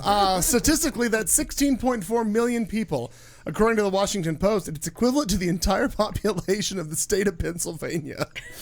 Food and That's Wine. one of the bigger states, people. Food and Wine reported that the survey took place in April and included more than 1,000 adults. The survey found that only 5% of people don't drink milk at all, and 95% have a form of cheese in their fridge at home. Now, additionally, 25% said that they have visited the grocery store before 6 a.m. to buy milk. So while some Americans may not know where the milk comes from, they know how to get it. The Washington Post reports continues and says, at the end of the day, it's an exposure issue, said Cicely Upton, co-founder of Food Corp. She's educating students about nutrition. Right now, we are conditioned to think that if you need food, you go to the store. Nothing in our educational framework teaches kids where food comes from before that point. Now, according to Food Corp, the past 20 years has seen a major movement towards re-educating Americans on both nutrition and where food actually comes from in this country. Food Corp works with more than 100,000 students in 2017. The Washington Post reports that the USDA Farm to School program has awarded $5 million in grants to agriculture education in the public system. Nutritionists, a part of the program, continue to work with children to teach them healthy eating, agriculture, and how to tackle both heart disease and obesity with sense. Now, by the way, before we leave this little story, June is Dairy Month. Yeah. Well, I'm keeping that going. And yeah, it's that whole food to table thing that we're getting further and further away from that, so that Yeah. Field to table. yeah, feed to table. Sorry, field to table. Field. Jesus Christ. Well, it's like you see people that are stupid. Like, why did you have to go out and kill an animal or whatever? Why didn't you just go to the store and get it? How did you think it got there? Right. You gotta kill the animals. Somehow. And that 12-pack of chicken breasts, let me tell you how many animals died for that, friend. Yeah. 6. I'm gonna go with at least 6, yes. Maybe. You don't know. They're all You chicken. don't know. Although, in fairness, that's what, like, my family actually kind of, in a cute, tongue-in-cheek way, teaches kids that's where chocolate milk comes from. Like, that was kind of a running joke because my grandparents raise beef cattle and have had dairy cows in the past. Like, we all kind of knew the difference, but if you ask any one of my cousins from age about 3 to 13, where does chocolate milk come from? Brown cows. Okay. Yeah, Chocolate cows. Sure. Of course it does. Is that one a chocolate cow? Right. Well, that's going to be your chocolate milk. favorite. Yep. Please don't make steak out of that one. Right, exactly. Oh. When milk used to Bessie get the chocolate delivered. cow. We used to get milk delivered when I was a kid. And Never had that done. Yeah. We had it too. one bottle a week, my mom would let us get. There was one chocolate bottle, and oh god, like that was just the greatest treat for ice cold chocolate milk. Like, is that so ridiculous? That's because 'cause we I'm never so old. did have it, but it's just because I'm still part of that no. milk delivery thing. I would assume that they It's still not necessarily have that. an age thing. I don't think so. I don't know that they do it. I don't know that there's any place in Now. Phoenix that does Right. it.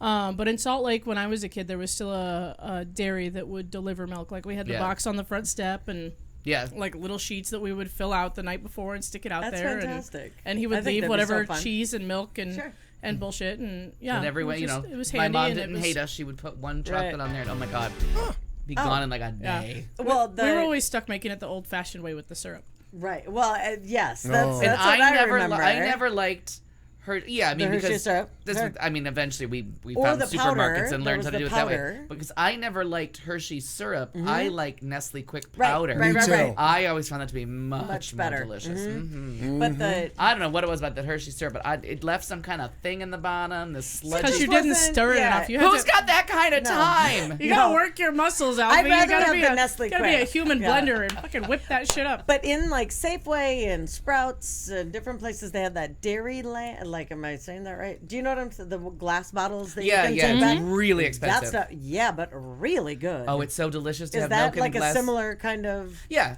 It It- came in either It just tastes better. either the carafe or it came in that exact same squarish Sure. rectangular size with But the it tastes better. Oh, I it don't know tastes if- so much better. And I remember when we Yeah. switched to drinking milk in plastic cartons, like the whole family having like a couple weeks of like, oh, this is gonna take some getting used to, because it was it just tasted funky. Yeah, it's And so I bought that a few times, but I can't afford $9 a gallon milk. No, exactly. It's hugely but expensive. If you take the thing back, it's only $6.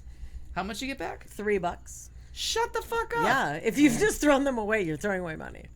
Even still, $6 for I a- agree. a I'm just pint saying. of milk, because I'm pretty sure it's not $6 a gallon. No, either. I'm I pretty mean, sure it's a that's liter. just the little one. No, it's Quarts. not. If you bought 2 half gallons, it would be $9. It's No. or 10. I think it's $4.99 or $4.59 if it's on sale. Yeah. So it literally is $9 to $10 a gallon. They have little ones that you can get. I have. But I two did to see take somebody back. returning the glass bottle the other day, and I meant I was to ask. shocked when they said what it was. So they're like, bring it back for a refund or something. You're Oh, I thinking wish- a nickel. I really Yeah, was. it really I was was, thinking yeah. maybe 50 Your cents or standard something. Sure, tariff, yeah. sure. Wow, And that's no, good to know. it's Because decent. I know when I get Nickels? Get some nickels? Get some nickels. my growler of iced coffee, the straight up crack, the one that's illegal in almost 48 states, if you take that Sounds back, if you take it back, and they must do something with it, because I'm like, Right. you could refill it. Right. This time I left it sitting on my counter for Oh, about no. a month, so Yeah. I had to rinse it. But you bring it back and you get 10% off. Why So wouldn't you rinse it anyway?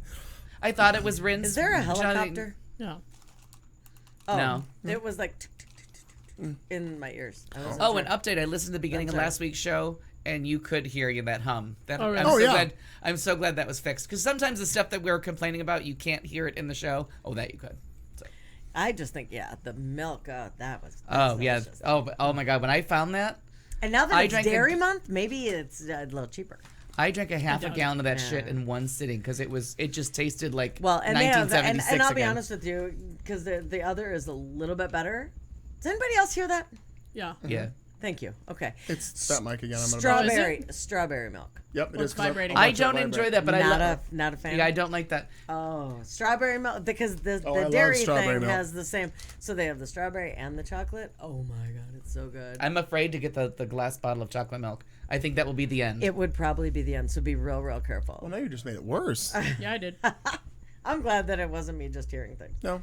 So I'm just gonna go ahead go. with my story while you're fixing. Yeah, go ahead. So I understand that 3 out of the 4 people in this room are non-believers, and so the story might be like meh, but I don't care because 1 of the 4 likes it. United Methodist Church appoints transgender deacon. I that's thought it fantastic. was fantastic. I believe in transgender people. I don't know what you're talking about. Exactly. I was point. raised I knew United that there would Methodist. be a belief. That's what I thought. I Yeah. thought that. So was my mom, and the fact that the Methodist Church, which is one of the biggest churches in the United States, just a big deal. So M. Barclay is the first openly non-binary person to become a deacon in one of the country's largest Christian denominations. A transgender person who doesn't identify as male or female and uses the pronoun they was appointed in Northern Illinois to the Northern Illinois Conference over the weekend. Oh, that's fantastic. Yeah, for so long I've longed to be a pastoral presence in the world, and certainly you can do that without a color, but we have ordination for a reason, and part of that is that I can publicly identify as a pastor now, which I loved that they wanted to identify as a pastor. Right, yeah.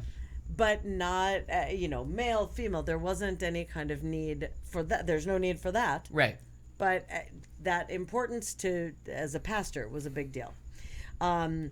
Barclay previously worked as the director of communications for Reconciling Ministries Network, and that's an unofficial United Methodist group that advocates for full inclusion of LGBTQ people in the church. It's particularly, I know it's not particularly common in the United Methodist Church, but I intend to wear a color every single day because for a person like me to navigate society in a color provides some profound, collar. the color. Oh, I was like a color. Like what color? Sorry, yeah. Provides some profound and urgently needed pastoral opportunities, particularly for queer and trans people. That's some great that people they're seeing inclusive, that yeah. to be able to, right. Because it really is. I mean, there's a lot of different churches, different sects that will not. I mean, won't even let women come Right. in. And I'm not referring to M. Barclay as a woman. I just mean in general, even let women come in. Yeah, and I don't know. Like we always had. Oh, Aaron, that's We always had a male minister. funny. God, that's fucking funny. Go ahead. We always had a male minister, so I don't even know if they had female ones. But I remember our church not being like real big on any social issues. Like there was no, they were just boring sermons and like, but there was no like social issue that my mom's church was like all about. You know what I mean? Like Okay. there was no fire and brimstone. It was very pleasant And quite it wasn't frankly, one of those as it should be. Yeah, it wasn't one of those churches that had some agenda, and so I never thought of them. They're kind of boring too. They don't drink or gamble. No. Well, Well, that's why They you always had to depends go to on the where other you're church at. to Yeah, have Yeah, and exactly. they don't Across the bus, but they street. don't bus you in. They don't go Sure. door to door. Sure. Like they're they're very non-confrontational. It's just this That's is church. true. Come or don't come come. or don't come, this and that. Right. We're gonna have a pancake Right. dinner every once in a while. Well, and it depends. I don't know with Methodists, and I should have probably looked it up, but I didn't. Because with the Lutheran religion, there's a Missouri Synod and a Wisconsin Synod. There's different. and- There's different Methodists, but like our church was First United Methodist, and they're all over here. Okay. Because when my mom would come to visit her, she'd go to Vegas. Okay. We would try to find. one there. Yeah, and it was they're always easy to find, and they have the weird. They have a symbol that's pretty. Oh, okay. They do something with their cross that's a little different than others. It's like a feather boa wrapped around a cross or some shit. Or they're just always on the cross. Yeah, they have some kind of a sash around the cross, so they're easy to spot. A sad. That. Yeah. See. Oh, where am I looking? Anyway, the Book of Discipline, the church's governing document, states that all individuals have inherent worth, but that engaging in same-sex relationship relationships is incompatible with Christian teaching. So it definitely because it doesn't prohibit the ordination of transgender clergy, but holds that engaging in those sexual relationships outside of heterosexual marriages is a bar to ordination. So that's why this is a big deal. And one of the things I always want them to get on board with is like just say outside of marriage, because now everybody can get married. Right. So you can be against like marriage, like you should be married to have sex. Keep it consistent. Right. You know what I mean? Don't decide who can or who can't. Like look for happy couples and. Well, and I wonder if because of the fact that M. Barclay. Not that I'm telling the Methodists what to do, but that's what they should do. That M. Barclay does not identify as male or female may have made it more difficult for them to find the chapter and verse to say. But they can marry. Like the ministers and Methodists can marry. So. Well, and just as an aside, there's a drama coming. There'll be a part 2. Just as an aside, as far as churches and inclusion and everything else, I don't know if you have seen it, anyone in here or I think listening. I know exactly where you're going. Did you don't have that, do you? I didn't hear you say anything about it. The little girl. No, I've got 78 pictures of tragic fashions that you sent me. I know. No. Oh, there's another video? No. No, she's saying, do you have the story about the little Oh, no, girl? I don't have the story, but I saw the video. Yeah, there's a young girl that came out in the Mormon church. Yeah, and very young too. Very young. And came 9? Out standing up there talking in front of the entire congregation. That's right. And so if you have not seen that, try to find that, because it really was going to be one of my other stories, but it was just an amazing thing. Came out to if you get a chance, Google the 12-year-old, the 9-year-old 9 or 10 Mormon girl comes out. It's very moving. It really is. So anyway, digress. I am all done. Fine, sir. Well, something we don't have to run into very often here, because we aren't regulated by anybody, and I own this, so it doesn't matter. A Pennsylvania radio station host has resigned after being asked by management not to criticize number 45 on the air. Bruce Bond told Penville Live that he's, quote, very sad he could not continue with his position at WTPA-FM. On Monday, the host promoted his last show on Twitter by saying, our last show on WTPA, episode 155, and the podcast is available now. Find it on Facebook or iTunes. We had an unexpected guest stop by today. Thanks.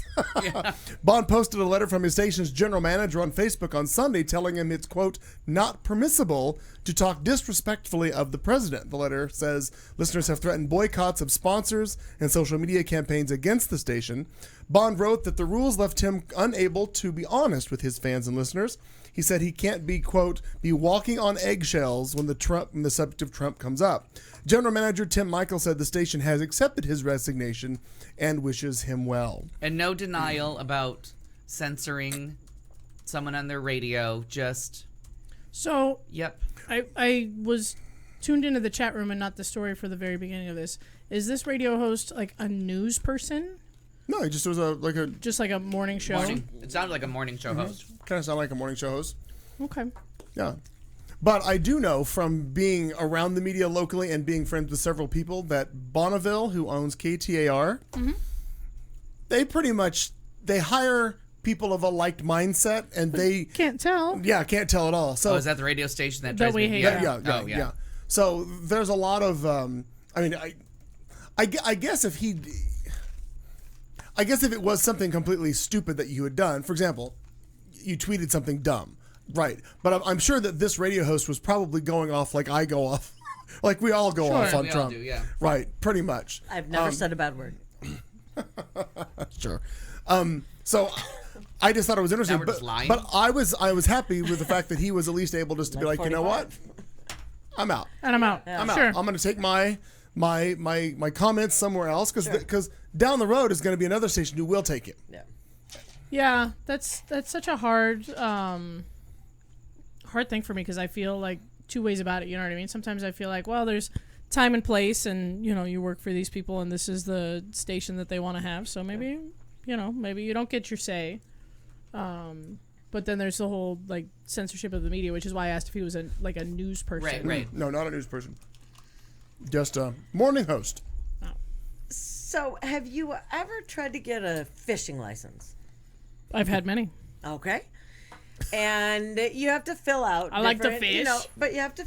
I've only had Al one. has not. I came from the land of 10,000 lakes. I have fished though. And it took me Illegally? until maybe Yes. Have you 5 poached? years ago to actually get a fishing license, and I got the goddamn thing in Again, a Wisconsin. poacher? No, I had never fished. I only Oh. fished in no license required Yeah, places. no, and I did not. The Bass I'm Pro not gonna Shop doesn't touch count. anything like that. Yeah. Does Red Lobster count? I know, right? Yes. Exactly. Yeah, I pointed to it and it came out of the water. Well, a lot of times the government would like to do things that,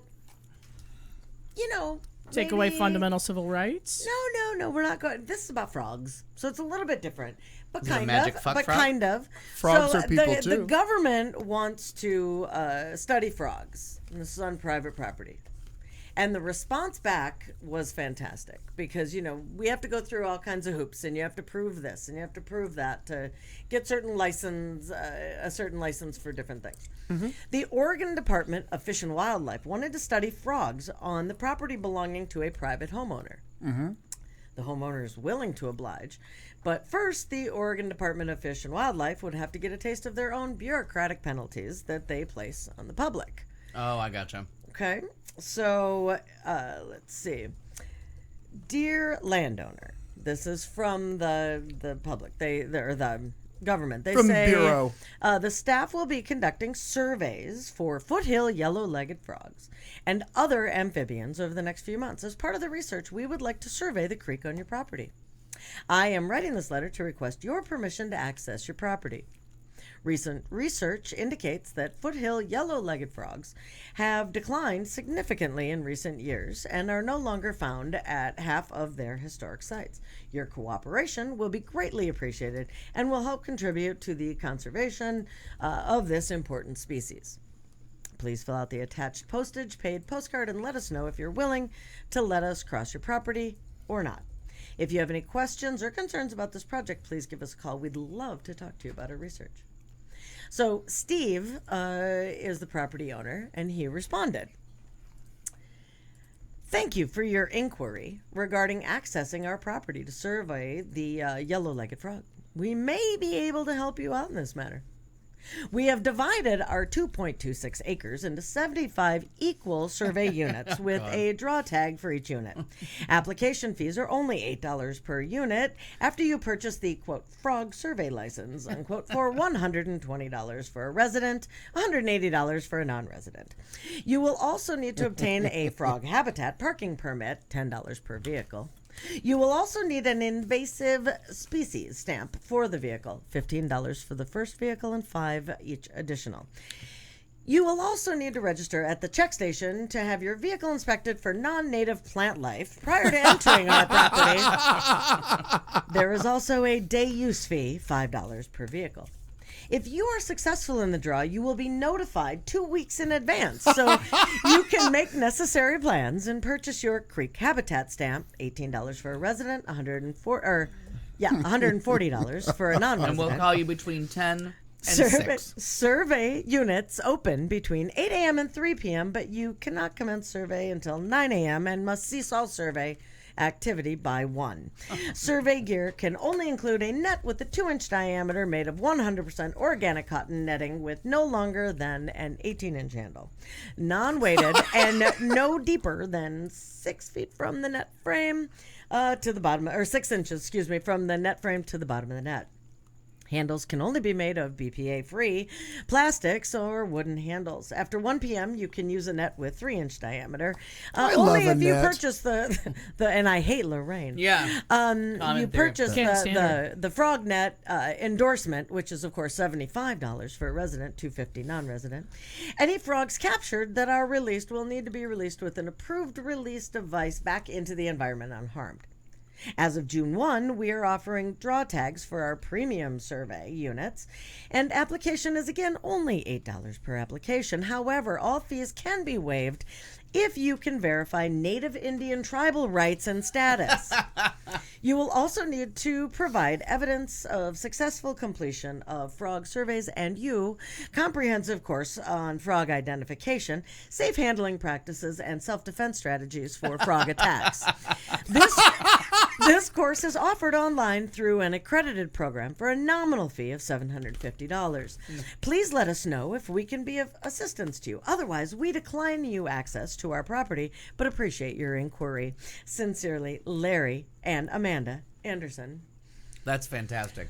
I was in love with those people because it's so true. Like every fee possible, and we're gonna call you 5 minutes before you can be here. Right. But please make sure you have all this shit just in case we call you. And there's somewhere to great. land between absolutely no regulations and we've just gone way too far. Yeah, absolutely. Like there's somewhere to land in the middle. I don't know where it is. Nope, I'm not sure because we're finding out now. I mean, we had lots of regulations.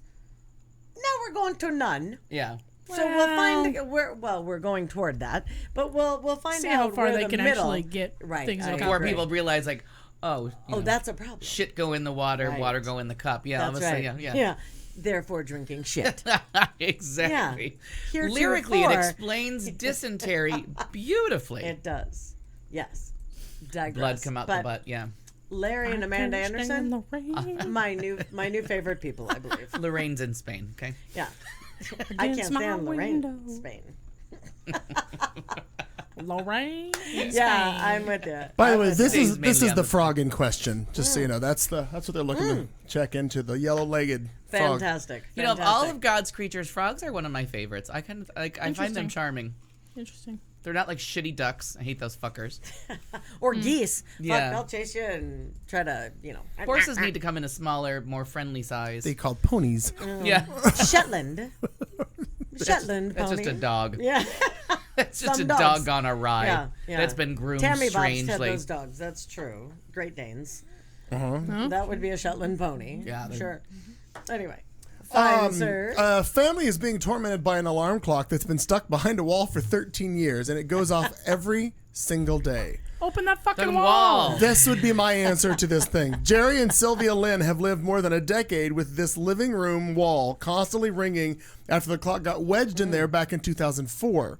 Their ordeal all started when Jerry wanted to drill a hole for a TV cable in their home in Ross Township, Pennsylvania. And Oh wait, I'm back on board now. unsure where to drill, he got the clever idea to tie a clock to a piece of string and drop it down a second-story air vent and listen for the sound so as to know where to drill. Jerry explained that he Smart. programmed the alarm to go off every 10 minutes to give him time to drop the clock in, go downstairs, and listen to where it was going to be in the wall. But his plan quickly turned from ingenious to disastrous when he heard the clunk of the clock come loose from the string and fall down into the wall. All of a sudden, I heard it go thunk as it came loose. I thought, well, that's not the real problem. It's still going off. And it did, and it has, and it keeps going it.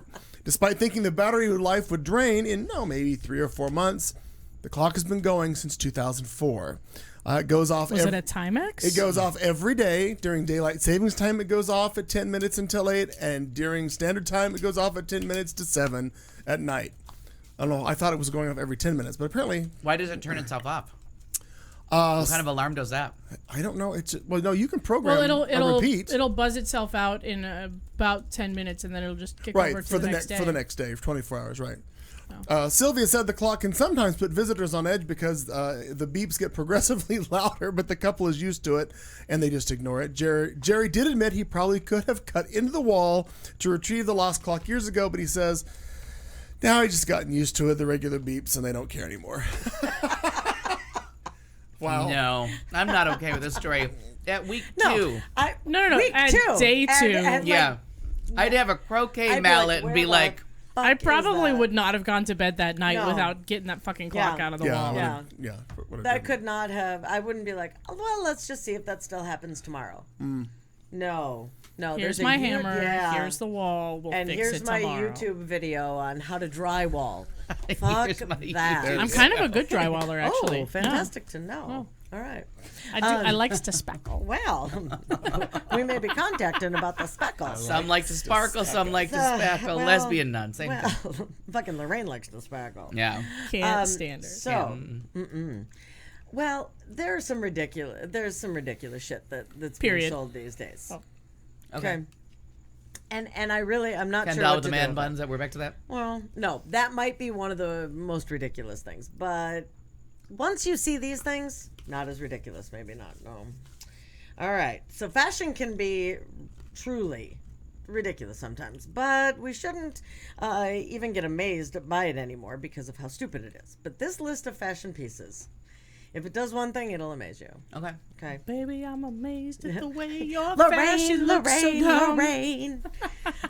So My favorite these concert I've ever are. been No, I don't have them in the sequence, so you're going to have to describe. That's okay. That's okay. Tell me what we're going for first, and I'll put an appropriate picture up. So there is this new swimwear line Oh. that is a fucking problem, and actually Tim. Angry. Well, I'm just saying. Once you see it, you'll understand. Still waiting. It'll be out. Oh. I've seen this. Is that? I mean, look at this. They're selling these things. I'm not much for a one piece. No. You're not a onesie girl? Or something that makes you look like you have ass and back hair. I mean, for real. Oh, wait, is that a man? Nope. Well, These are for women. That's a women's bathing suit. Yeah. I know, but With Nope. hairy These man are parts. for women. okay. Now, apparently, On the right, I'm going to refer to that as they. Yeah. That's fair. Don't look great in that. that is fair. That Don't is look great fair. in that swimsuit. Nope. But and everybody anymore needs a fucking hug, right? Like everyone needs a hug. Don't touch me. See, right? I was waiting. But come on. There's now a Hug Me jacket. A Hug Me jacket that you can buy. That's a problem. Disturbing. It's disturbing in so many ways. But that's how you can get a Is hug. that made out of actual arms? Yeah, exactly. Actual hugs. At this She a point, great big fat person? put the lotion in the basket. That's victims 8 through 12 of Buffalo Bill. We have this is something you may or may not see. I can you see it. name the bar where we'll see this new costume for men.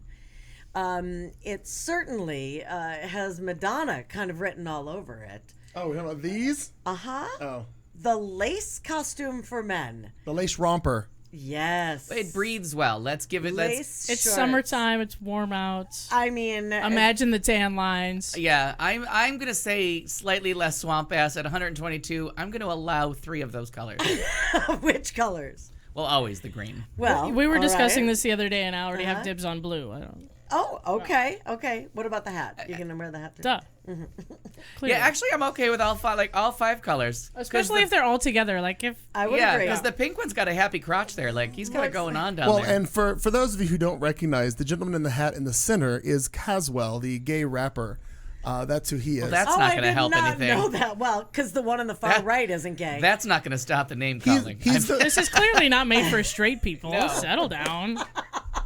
Are you sure? It's just pretty it's just an early afternoon at Safeway. You know what I mean? It could be.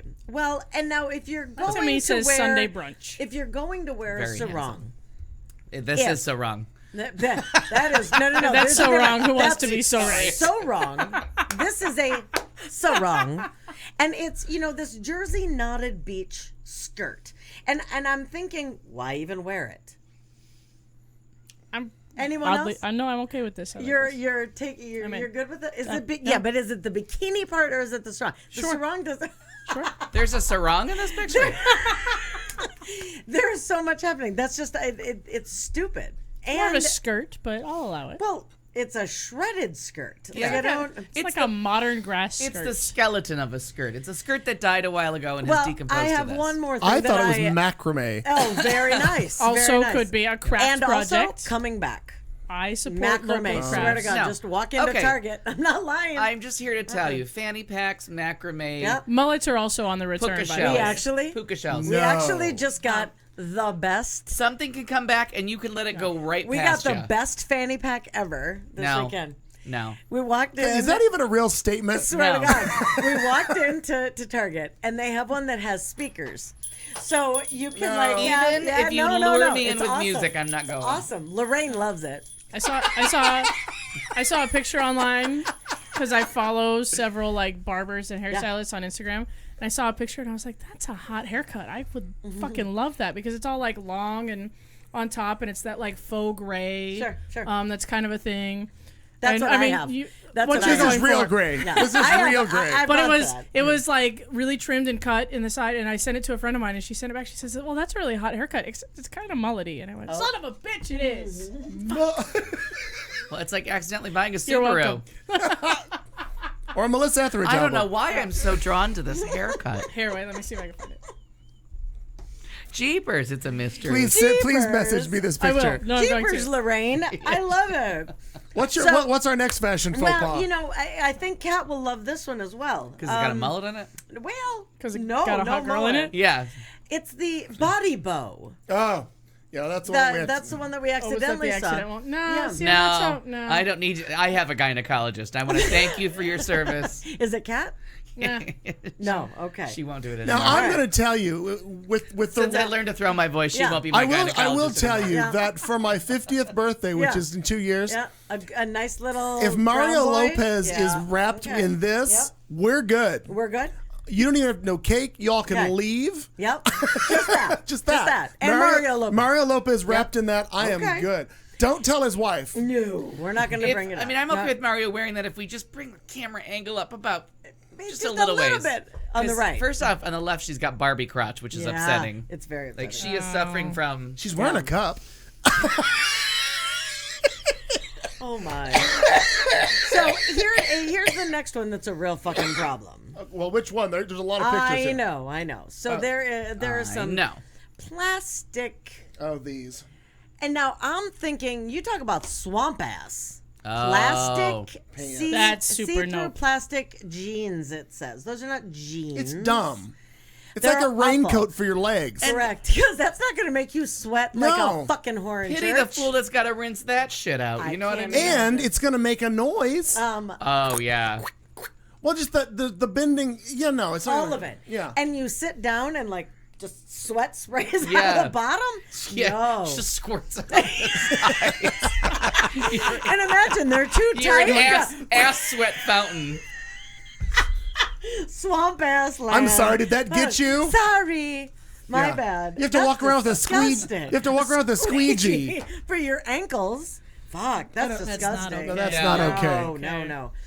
This I thought was just a bit too much, and I mean for real. But I might buy them. If you want cowboy boots, Oh, fuck you. but you still like to have open feet. Nope. No, it's a no from me. Cowboy Although boots. that's a frequent Idaho joke. Cowboy That one boot comes around every sandals. summer Does it? among I've my never cousins. seen Yeah. those. No. Well, the meme does. I've never seen No. any in person, but I've not ever seen them. I think that the ones on the right, cute. I would wear those as a joke. The ones To, on the right are giving me a little gladiator feel. I didn't go immediately to cowboy boot. That thing on the left. Yeah, is a problem. Yeah. It's a big problem. There are only two left. That needs to be the last of the species. Now, if you, I mean, you know, we have talked about we have talked about different things in here with, you know, like this looks like something Kirsten Cinema would wear. Oh. The blazer. Oh, the blazer. Because, Hang you on, know, hang on, I I'll get it. can't choose if I want to wear the pinstripe or the jean No. blazer. And so this is what I lovingly call the Kirsten Cinema blazer. Yeah. I know some drag kings that have put things like that Stop fairly it. well together. Yeah, that's a thing. They just keep sewing different jackets together. I don't. Okay, so different know. pieces of things, like a quilt.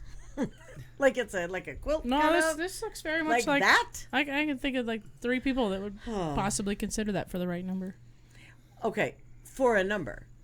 No. Maybe. It's like a Franken jacket. I yeah. can't imagine disliking a song so much that I would wear this to celebrate. You know what I mean? Well, if If it's like a Shania Twain / 9 to 5 mashup, maybe. Not even afternoon delight. yeah, well, that's fair.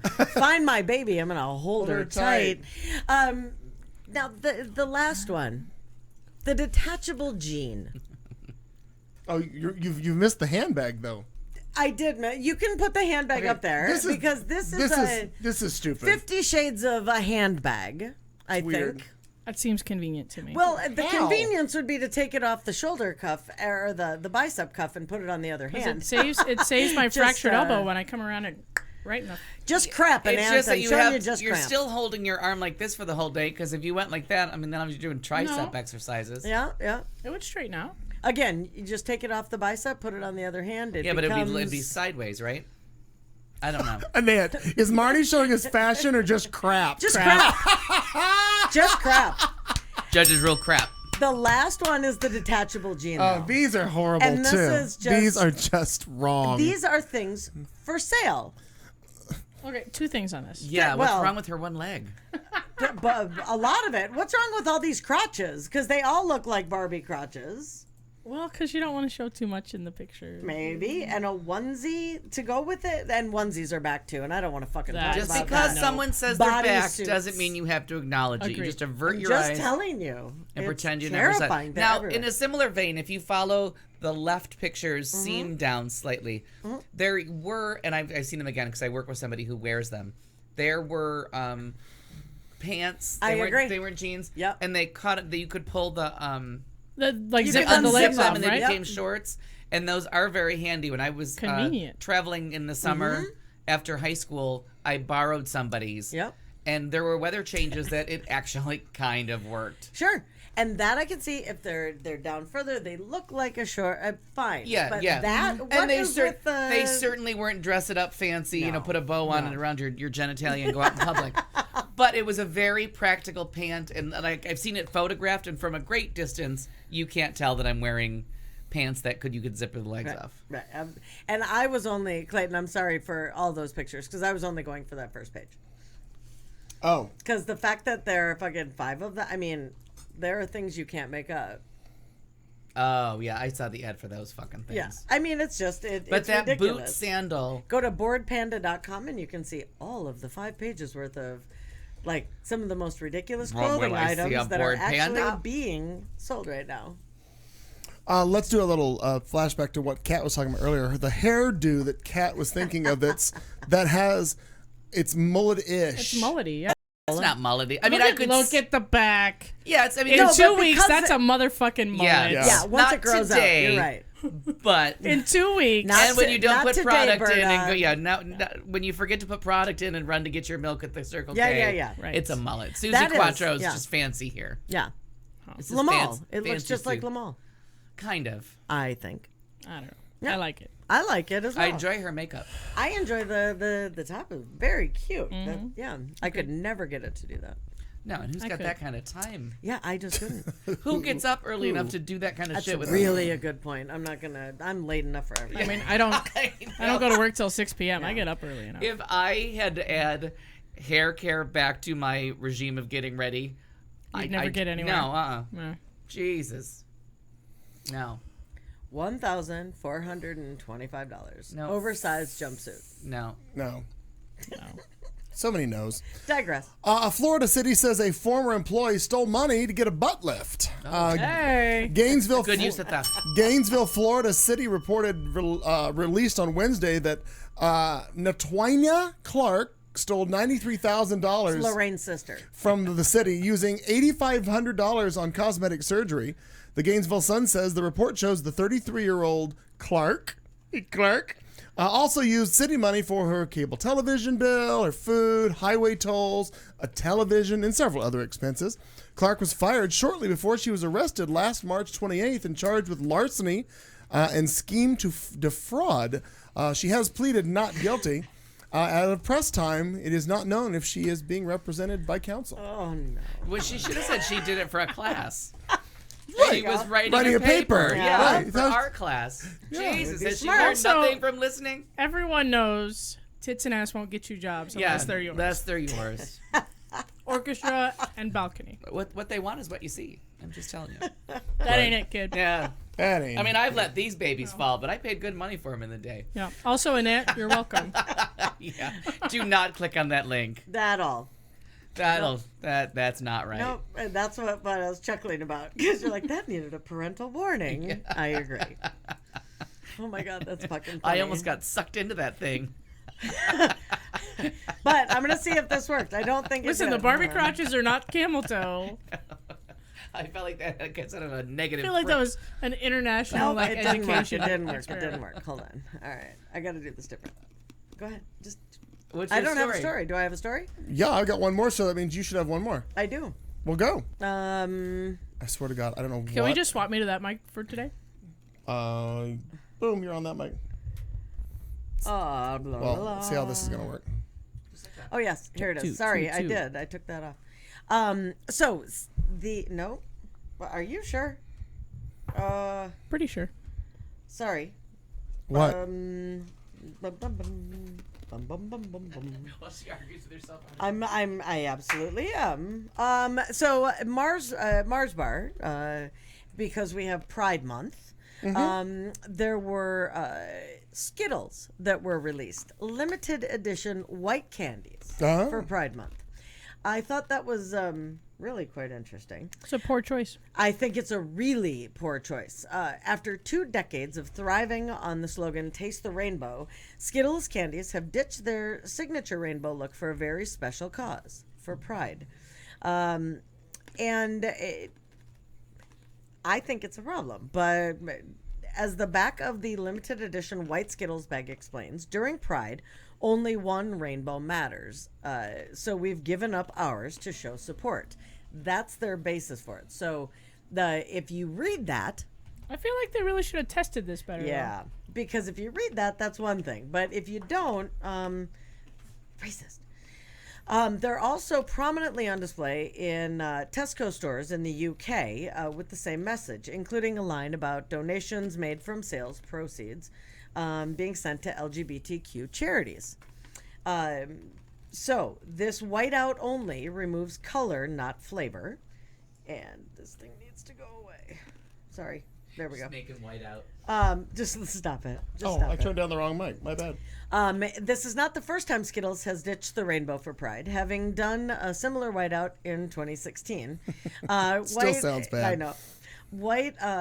It has been mostly well received. While it has been mostly well received on social media, with purchasers delighted by the switch, others have taken issue with the brand's decision, citing it as confusing and potentially racist. And I don't disagree with that. I think that's somebody says, I'm so over white people making everything about race. They can't even make white Skittles without y'all reaching. I don't know. I mean, in this day and age, to those concerned by those issues, rest easy. M&Ms are still available in their original colors, as are Skittles in most locations. So it's not that you can't get them. It's just, I think, an interesting decision to go with that.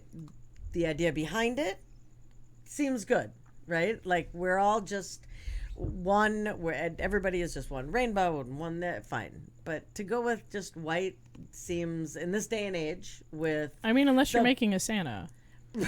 Because Santa just is white. Well, I mean... Lorraine says so. I'll just be kind of... But white is all color. Right. And...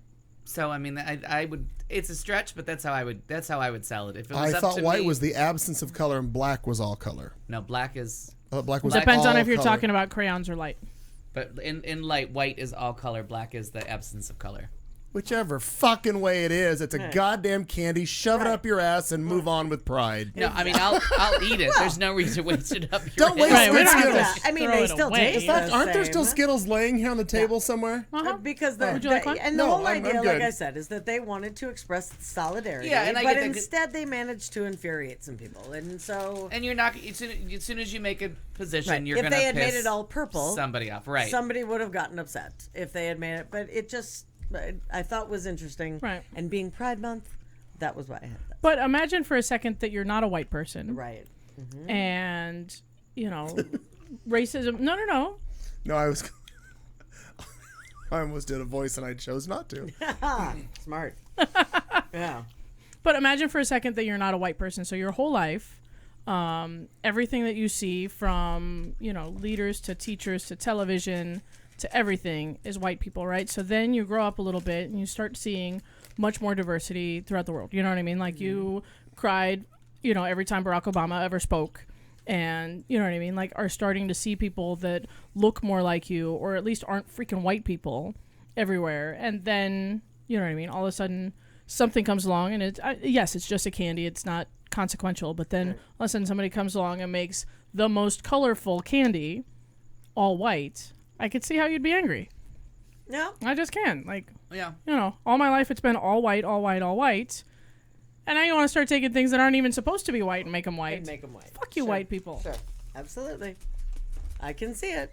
Yeah, I don't, because, you know what I mean? I want the grape think ones. people So I think the right. white Skittles would piss me off because then I got to eat all of them trying to find the goddamn grape ones. And then if you find the orange one. And I don't think this one has grape in it. God damn it. Or either I may have already eaten all the grape ones. Well, isn't that the America's The red, white, medley? blue. Yeah, that's the American There's medley a or whatever the purple one. fuck it is. No, it's not. No. Damn No? it. No, there's no purple ones. Assholes. All those colors are red, white, and blue. Wait, the different colored Skittles taste different? Not to my knowledge, no. I thought so. They're all the same, just different colors. No, they have different flavors. They have flavors. They do. I didn't know that. That was my understanding. Maybe it's mental. 'Cause they Maybe have you Dear think it. world, Maybe you think please it. tell us, are Skittles different colors or different flavors? It's like I M&Ms. thought it was like an orange one. like Like, because then with you the have white an ones, orange Skittle or green Skittle or whatever. that's right? Starburst. Is And it the pink Starburst? ones are clearly superior. I know Sprees. Sprees. I haven't heard that name in a while. I love Sprees. Well, I'm glad we were able to debate that fairly. Drinking word tonight is Lorraine. Can't stand her. Not against the window. Correct. No. Anyway, digress. Fine, sir. And Lorraine keeps falling on down. I mean, it's... She's not a very coordinated girl. Lorraine's had a drinking problem for some time. Trust me, you're going to be home tonight and think of what... I like how good. Anant is yelling at Meow Cow. All caps Lorraine at Meow Cow, exclamation mark, you bitch. That's fantastic. All right, final headline story. I'm going to get this name all wrong. I know it. First name is Nikos Giannopoulos, I'm going to assume. I'll allow it. Who won Rhode Island Teacher of the Year, visited the Oval Office in April of this year. An official picture from the event shows the teacher wearing a rainbow pin in his suit jacket and he is casually waving a lacy black fan alongside Mr. Trump. Now, I hope he snapped that thing open for the picture. Yeah. I will tell you, I actually say, in spite of my how much I despise this person, this of the president, this picture is a good picture. It's a very good picture. She looks great. Yep. And not overly done or in something crazy. He looks waxy. I think that's a great picture. So if you look in that picture, the gentleman standing on the left side of the picture is the teacher with his black fan. This shows him a little closer up. And it reported one of the stories I read that actually, when he brought the fan out, Trump actually said, "Wow, that's a great fan," to him. Before entering the White House, or maybe immediately after, the teacher was also shown outside the White House with his fan. He posted the photo to his Facebook page on Thursday, but by Friday afternoon, it had been shared thousands of times. His caption for the photo included 3 rainbow emojis and said, "Rhode Island Teacher of the Year 2017 meets the 45th President of the United States, period. That's all." Yeah. In a previous post, Giannopoulos said that he wore the pin to represent my gratitude for the LGBTQ community and brought the fan to celebrate the joy and freedom of gender nonconformity. So... And sometimes it's hot in D.C. and you just need a fan. Sometimes. Correct. Sometimes a lady just wants a little breeze. Because you're not wearing the At your lace 50th jumper birthday that you party, were there promised. was somebody that had that you the were fan promised. who was singing I was promised a jumper.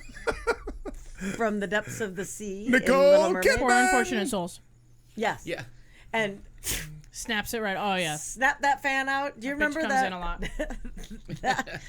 that bitch who was at Al's, was at Cobalt for during Al's 50th party that we had, that was singing Poor Unfortunate Souls and kept snapping that fan out. Mm-hmm. Oh, And, yeah. Yeah, that's what that made me think of with the. Can you say? Because that one's got a loud fan. Yeah. Yeah. He would have done that. There's that. I liked it. Fantastic. There's that. Keith Lorraine. All right. Well, we've gotten through all of that. Now it's time for this, and let's see how it goes. Abbreviated entertainment. Lorraine. There wasn't a lot of entertainment news, but we are going to talk about, because I waited for Harrison and we saw Wonder Woman, so we need to discuss that and all its. I'm so excited. All its wonderness. Our book club. We have to do that, and then based on the book club, I have a TV show recommendation that I must recommend. I won't be watching. Very highly. No. Super no. So, entertainment. Slightly abridged. Someone look at the link that I put in, please. Yeah. Oh, I love it. Yeah, I was like, we are right. vindicated, truth tellers. We are right. Soothsayers. Correct. So the Wonder Woman movie, after many years, they have finally made a Wonder Woman movie, and DC Comics has been forgiven for the horror that was Batman versus Superman and Superman. Why did we waste this hot English guy in this piece of shit movie? Very, very well done, and I just cannot. Even if nothing else, just watching those two beautiful people talk to each other was worth every second of it. I mean, it was just an old-fashioned movie of two gorgeous people talking about a war or some shit. There was parts I couldn't even pay attention. I was so in love with both of them. She is one of the most beautiful women I have ever seen on screen.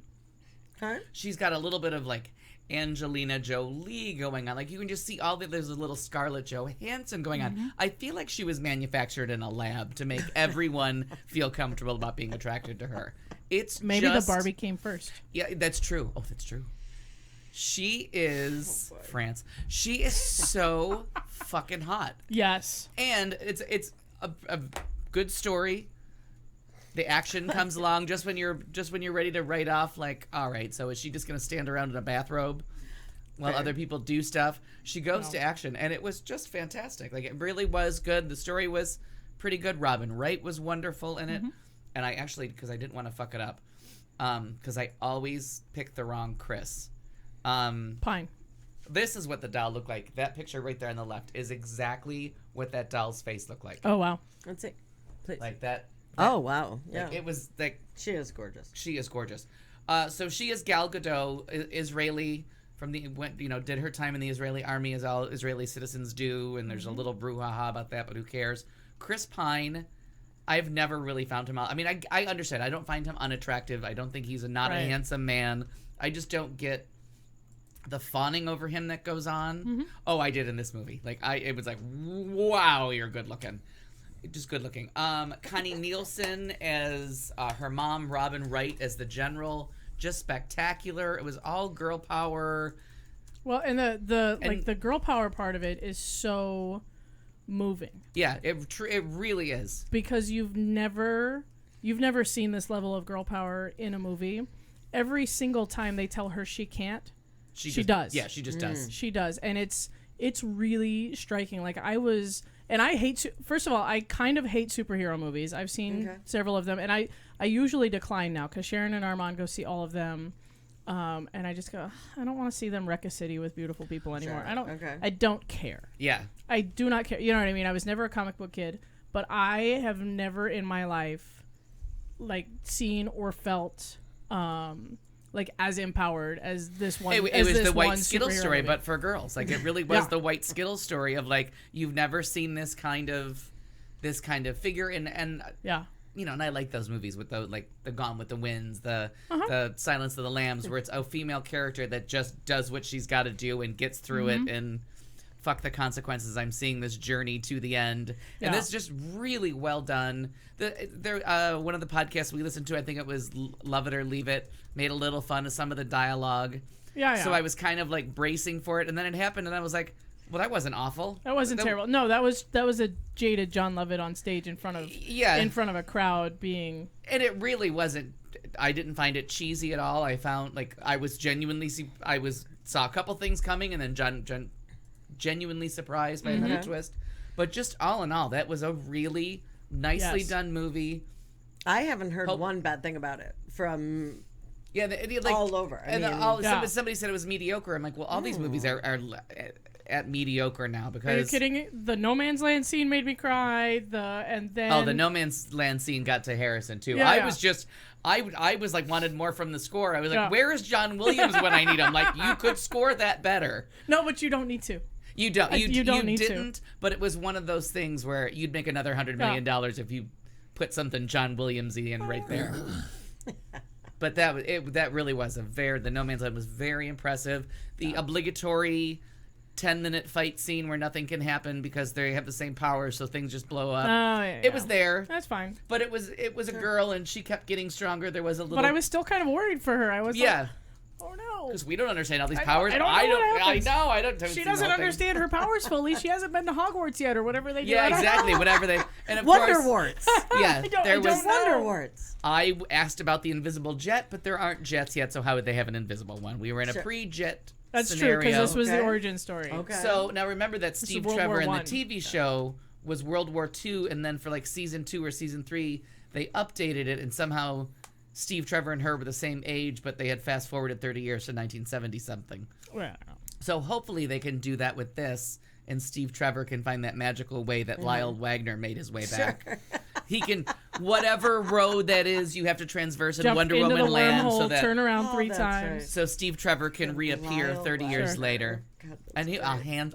handsome devil, truly. That's fantastic. Um, Lyle fucking so, Wagner. if Fargo, if you gave up after the first 2 episodes of the season, stick with it. I did. Yeah, episode 3, it all falls into Okay, place, and okay. in a way that I just didn't see coming. Okay. And I still don't. You and Greg are still on my shit list for 2017, but I have to say that really did turn a corner. So Okay. if you gave up because you weren't seeing how they were going to pull I that gave up together, and maybe just 3 days ago deleted all of the They're on saved demand, ones, so yeah. I'll have to get them on demand. Yeah.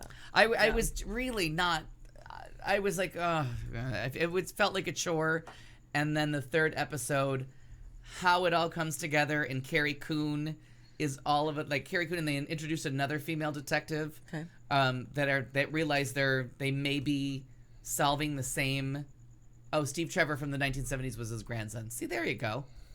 Perfect. It's Nice. already written in. It's already written. It's We've already already there. figured it out. So every Somebody thought about this. Nice. so maybe she's doing That's the dirty great. dirty with somebody younger and younger every 30 years. I'm fine with Who that. wouldn't? Aaron. Who I just love Aaron. I love wouldn't? that. Make your own life choices. Right.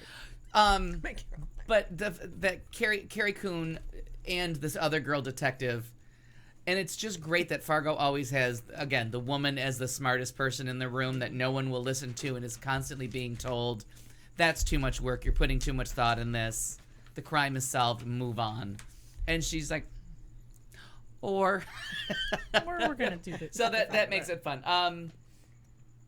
The sad thing was, Danny Houston, Angelica Houston's half brother, who passed away last year. This, I think, was his last movie.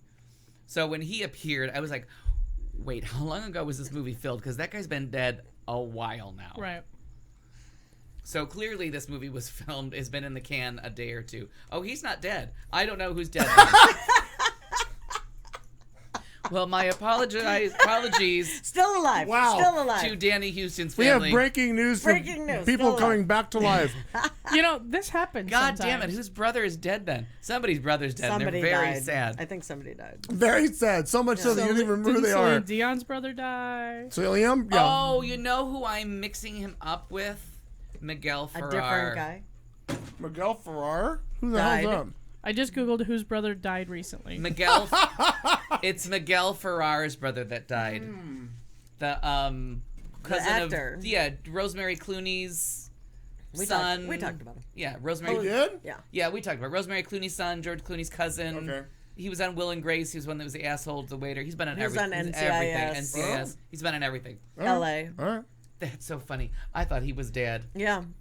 Well, when the death den comes up for him, I'm gonna Not be dead. like, already Still did alive. that. Good. Still alive. That's good. Wow. So I just want to see what this story says. I've never actually watched this whole show, but because I watch Project Runway, the commercials for Dance Moms is on constantly. Yeah. Oh, good And Lord. it just strikes me as filmed child abuse. Oh.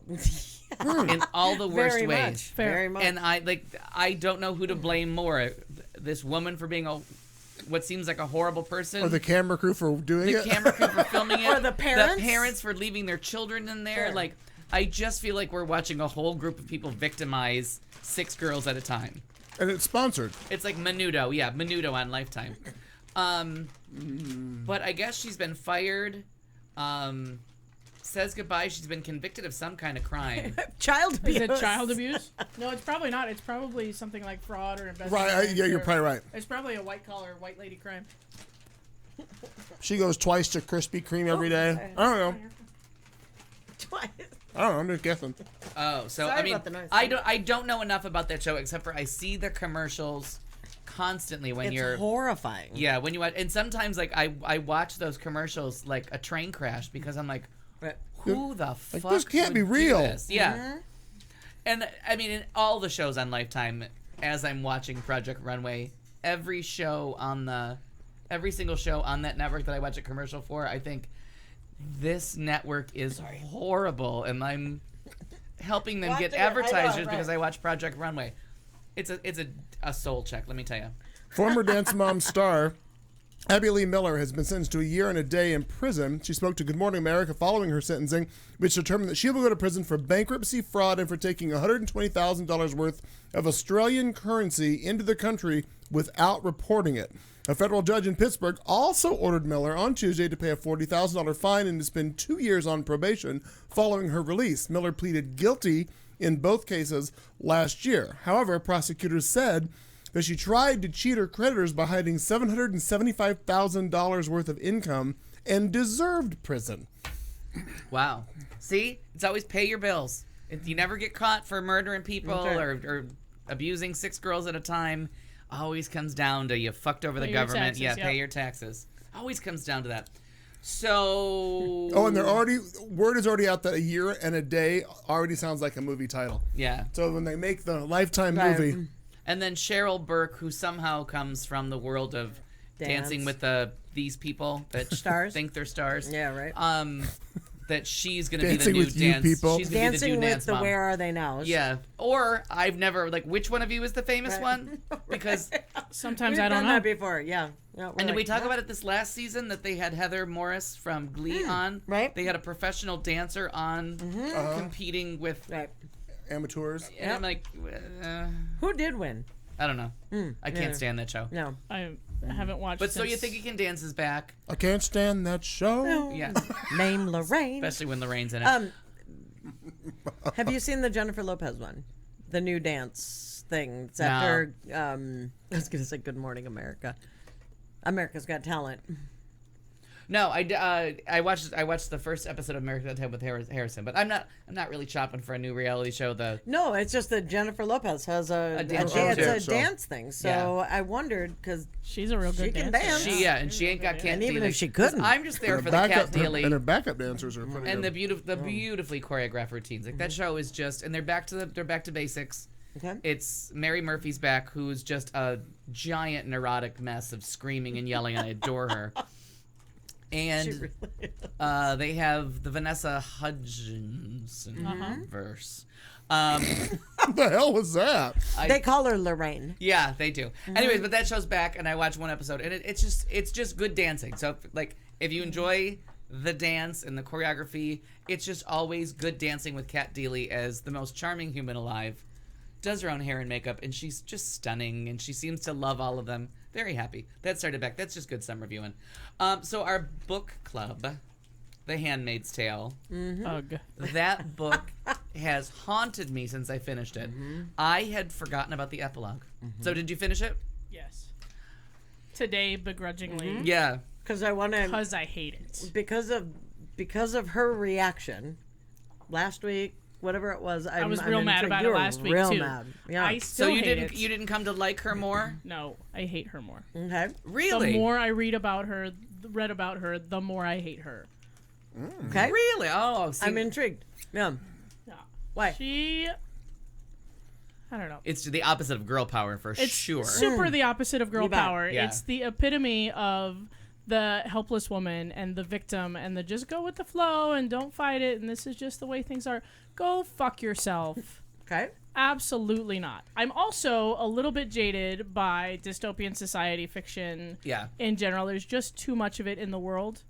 And that's not why I read. I don't read to be scared of the future. I don't read to be scolded about what could happen. I know damn well what the fuck could happen. I don't need to know. And I definitely don't need a story about a woman who apparently just went along with it every goddamn step of the way. Right. But, and That's fair. I hate her. I really appreciate the Cliff Notes versions of these books because I don't have to read it now. yeah. But Which I wasn't going to read. I was never going to read. That's what I love. Don't misrepresent. I was never going to read it. So the synopsis of the story, it's all about this one woman in this dystopian society where apparently they have restructured all of society into this hierarchy, and children are scarce. And so they've taken these women who were somehow unclean because they were unmarried or had been married more than once, who could produce children. They've ripped them away from their children and their families and created these childbearing slaves. They're puppy mills. Yeah, that's exactly what's happened. Right. And it's the most disturbing, disgusting thing I've read in a really long time. And I'm mostly just mad that they've portrayed this character as just going along with it. Like, there's no depiction of her, like, fighting along the way. There's no depiction of her, like, trying. It's all like, oh, well, it's all fucking hand-wringing and bullshit. Yeah. I hate it. Because she's in prison. And you're trapped with... You're trapped with... Very good. This, in a form of writing that... this is a 30-year-old book, so... A 32-year-old book. Where your story is only as reliable as your narrator because you only know what she knows. Right. So you get it all from her perspective of like, there's little hints in there that maybe she did something, but mostly she was caught unawares. Like the tide just took over. But I was surprised by people thinking it was written in response to Trump. People were all over that. And I really found that hard to believe because to me it just came across as like 1984 and a much bigger problem. Yeah. The way they got rid of money in society because we all use cards and they had to put a SIM. Yeah. That was weird. But that's something that you can't fight back against. Right. And we're kind of that she brought that up in 1985 that we would be a cashless society. Sure. Yep. And the story is supposed to be 2005 according to the epilogue. We've done that. Like we all just walk around with cards, and who knows if they put that little chip in there that they could just delete your account. So that's something you can't really you can't fight back against. That she couldn't fight back against, but she didn't have to go, oh well, my husband will take care of me, and oh well, I don't know. Right, but like there were resistances, there were movements, there was underground, there were all kinds of places this bitch could have gone with her family long before they did. And she tried, but before they tried. The other thing that's in there is there's a really quick sentence about there were protests, but they shot people right away. And you know what I mean? So I mean, there's that, and the TV show. Fantastic cast, really well cast. And I haven't watched it. But there's not a hint in that book because I looked for it. There's not a hint in that book of any kind of resistance in this character. Like there's not a single hint that she tried to do a goddamn thing until she started screwing the guy in the garage. But how much of it was that you're like, this can't be happening? Which is a little startling in this day and age. Because how many people would be like, well, this is gonna end. And even the yeah, but you don't just sit around and wait for it. You pick up the phone, you call. You know what I mean? I'm not disagreeing. I'm just throwing out I different do too. things. I completely get you. I really on the fact, I know. Yeah, no, I really do, and I love it. I love that. And SNL did a really funny in the season finale. They did a little thing where the women are at the gate and like the guys are still playing basketball, and they're like, "Oh, what are you doing? Why are you dressed like that?" And they're like, "Oh, we lost all our rights." Like, "Oh, well, do you want to go out afterwards?" "No, we've lost all of our rights." And the guys are like, "What?" And like, and she has the one thing in the book that I really liked is when she doesn't have her own money anymore, and she's like, "I just can't lay with him." Like, there's just something wrong with this feeling of now he thinks it's okay. Sure. So there was a little bit of. So there was some subversion there in the fact that she knew it was happening, but she still didn't do anything about it. Right, but at that point the money was try. Like, yeah, but the money was show gone. up to the protest and get shot. Like you gotta do something. Okay, so when you go to the TV show, the TV show answers some of your problems. and makes her a more active because it's not resistance, right? And it's not, you're not at the mercy of the narrator. The show is told mostly from her point of view, but you see more. So and they assign different things, but that's what I was. But do you suddenly see more? Suddenly see more, yes. And then Lorraine is coming at you, standing beside you. Lorraine started on the window, yeah. Lorraine is at my window. But I really did like, and we were at one point we were kind of at the same point of the book that I was like, I really thought there was more of an explanation of what had happened, and then it comes in. But at the fact that you only have, which she knows from hearsay because they don't know if it's true. She's never been able to find out. Sure. Were there nuclear dumps? Because it didn't happen in Boston, but were there? Because it wasn't a nuclear bomb. It's a power plant that went awry. And then the thing that reminded me of Trump was that they just kept blaming things on terrorists. Right. And you don't know who caused it all. Yeah. But I have to admit, I kind of skimmed the summary because I was like, my God, I'm finally fucking done. I don't actually care what happened to these you didn't people. read the epilogue? I did. No, I read it, but then it kind of was skimming kind of away. Oh, Yeah, no. Read it again. that. Read that. That's. I mean, if You think you hate it now? Just wait. No, just keep fucking reading it. But Right. it explains a little bit of her and passiveness. and I got that. Like, Yeah. it does explain like how things kind of just one little thing after another. Oh no, but it explains like who she may have been protecting, Oh, like okay. why she has to, why she can't give details. That's what the epilogue talks about, is why they think she was vague in certain points. And Sure. the part that I found heartbreaking was when she describes her first encounter with the driver, and when she like describes it, and then she's like, Andrew, "That whatever, Nick," and then she's like, "That didn't happen. That's not how that happened. That's not how that happened." Right. And And then retells and then the her story third time is she's like, "I guess I just can't remember it. Like I just can't bring myself to actually remember to how actually it remember all happened that." And I instead of just what found made that up in my heartbreaking. head. That's when it just becomes more and more clear that this is someone telling their story under some kind of duress. Sure. Yeah. That they're so beaten down by the whole thing that they can't even recount the story. And I thought that was a great way. And it's a 300-page book. It's a very short book. It took me forever to read. It did me too. And sometimes well, and it's because because of the content. yeah, and because it does it does like get to you that, well, we're a I cashless was society, so that can angry happen. and Or what if startled someone when I did read it. go in and open fire and say, like the Patriot Act, that kind of the Patriot Act is kind of in that story. Yeah. Like it's Kind of. yeah. So, Oh, sure. And for a long time, we've been, 5 steps away from something like that happening. I really hope, and you never know till you find out, but I really hope that I'm one of the people that gets shot in the protest. Sure. right, that you go down fighting. You don't want to be the one that. Yeah. Well, But because Because a I lot will, of like, times- I will end up being killed. Like, if that were our future, Right. I would die first. Sure. yeah, and the one thing that she says to justify it is she is staying alive for a reason. They're a little bit more clear on that in the TV show too. Okay. That there is a reason why I will survive this. Like I'm not, because she doesn't know the fate Because of at her first other. she was afraid. Yeah, she's Well, she's petrified Yeah. from what I heard. So Well, Elizabeth she was Moss, petrified they were going to start calling her of Lorraine. of Lorraine. Yeah. No.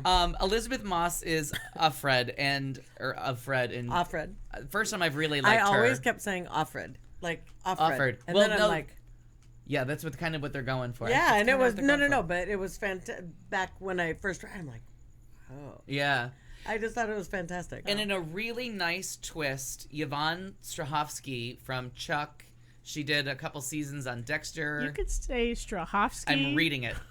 I made sure that I didn't mispronounce her name because you I can't enjoy say her Marnie so much. Ryer, but you can say that. If they I was wrote going it there. down for me. God damn. Listen, Marinara, I come pretty fucking close. It's margarine to you. No, that's right. It's not butter. Thank you I so think much. what I'm going to do is just out of camera shot above it, I'm going to put all of our names up there so that Al can read them during the show. Could you do it phonetically? Just put Marnie's up there because I'm pretty I sure. guess he has ours. pretty sure he never calls me by name actually, Yeah. which I'm fine with.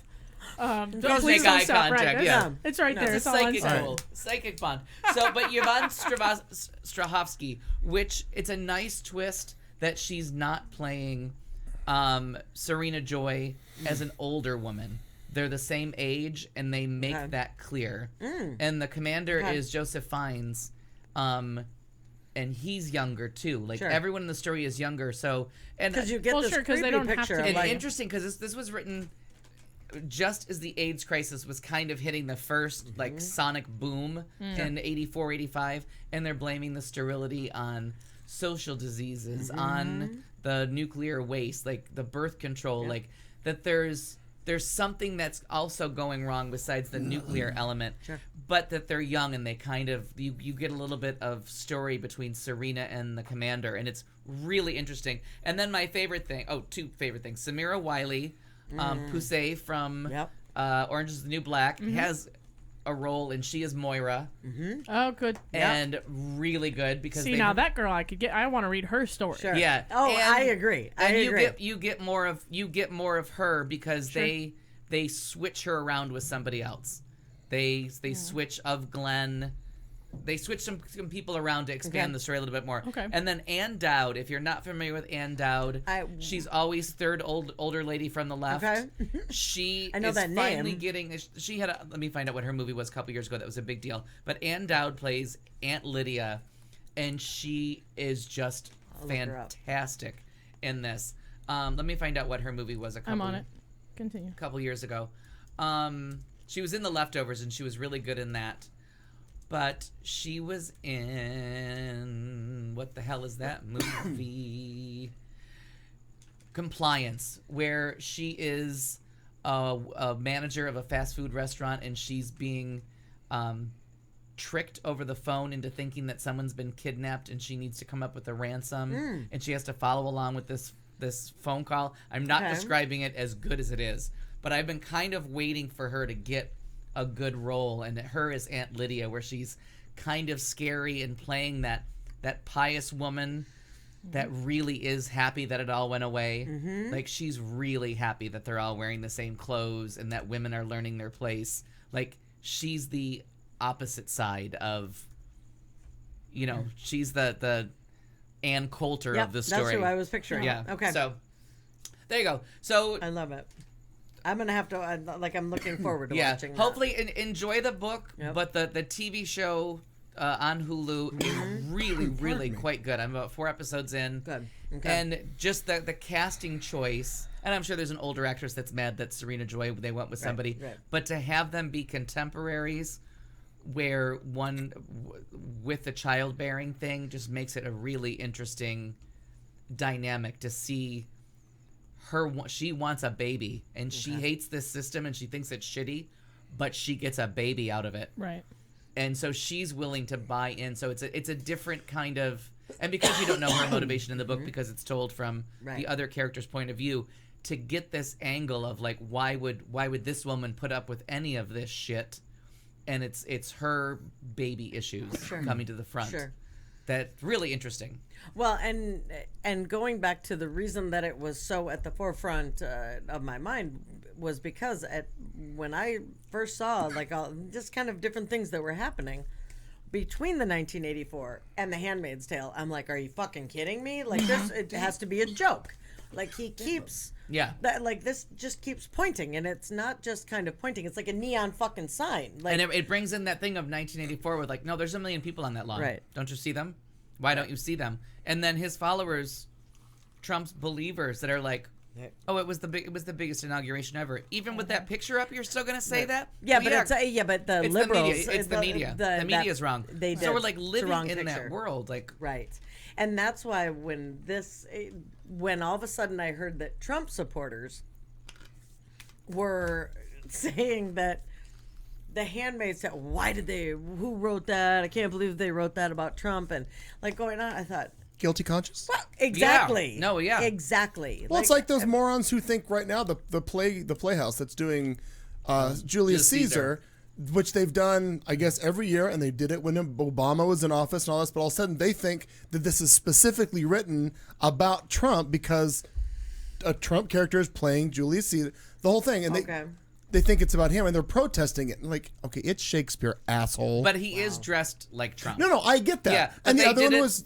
it's been dressed like Obama. It's been dressed like Obama. Right, it's not like this isn't new for them. Right. But the fact that all of these crazy right-wing nut jobs, pistol-packing, shooting motherfucking idiots are all out there, and they want to... I really liked that. That was, you're welcome. I like that. So they're out there losing their mind because, again, they think Shakespeare this play was written specifically for. Well, Billy Shakespeare did write that. Well, he's with fuck Coors. He's with Coors now. No. He's with what the fuck is the name that I was gonna say Jackson, but that's not I was right. say Jefferson Davis, but that's not right either. The one that Trump said he's doing. Frederick Douglass. Frederick Douglass. There it is. Frederick Douglass and Bill Well, they Shakespeare. were together. They first put on the play in Bowling Green. Sure. Yes. Yes. And James, you're absolutely right. She is the Phyllis Schlafly of the future, and that was the parallel I kept getting. Like that's almost a Romana Clef with like here because they made her so much. She's so much or seems to be so much older in the book. The way they describe her. Wow. Yeah. And Well, that kept striking that chord with me of like, wow, that had to sting for Phyllis because they pretty much described her, except for making her a televangelist, they had her dollar for dollar. And she even says the hypocrisy, and that the character in the book talks about the hypocrisy of the woman talking about women staying at home from a woman who's not at home. Who's not at home, right? Well, and they have an article in Entertainment Weekly. It says, if it weren't for Ann Dowd, 2 of the year's best shows might have lacked the signature bite that made critics and audiences bark in support of both projects. The Handmaid's Tale and The Leftovers. The Leftovers, yeah. Yeah, and that's Carrie Coon. That's where Carrie Coon is phenomenal. The one from that's in Fargo this year, and she's from Gone Girl. Right. Okay. Oh, yeah. Okay. Because this says give Ann Dowd her damn Emmy already. Yeah, like it's time. Yeah. And Carrie Coon as well, because not only does she like make The Leftovers, and you're waiting for her to come back and like bring that show up to the level that it kind of started at, but and that's what's wrong with Fargo. They're emphasizing everybody else too much, and leave her drifting until all the stories together, and she's been sitting there watching, and she's like, wait a minute, I got this. And then the fact that it's another girl detective joining her just keeps up the Fargo tradition of women are smarter. Sure. We know. Which I enjoy. No. So true. So there you go. That's your abridged entertainment. That's all I got. I say Lorraine loved it. Have we picked a new book? Or should we pick next week? Oh, yeah. We'll do it for the summer. We'll do our summer read. So if you have a suggestion, I have 2 here for 2 nominees. What do you got nominated there? The Widow and The River at Night. So if you want to take those titles down and look them up and see if either one interests browse you. Them. I'll ask you after the show and I'll look them up. Yeah, and we'll look them up. So those are 2 nominees for me. But if there's something that you think we should read, I would like to present for consideration the Lincoln and the Bardo book. I had that one. I've written had that down, one like too. in my brain since I read the synopsis. So we'll figure it out. It's called The Lincoln and the Bardo? It's called Lincoln in the Bardo. In the Bardo. See, okay. it's right there. Okay. It's on my list too. Very nice, very nice. Another nominee. Yeah, it doesn't have to be next, but as long as it's on the list.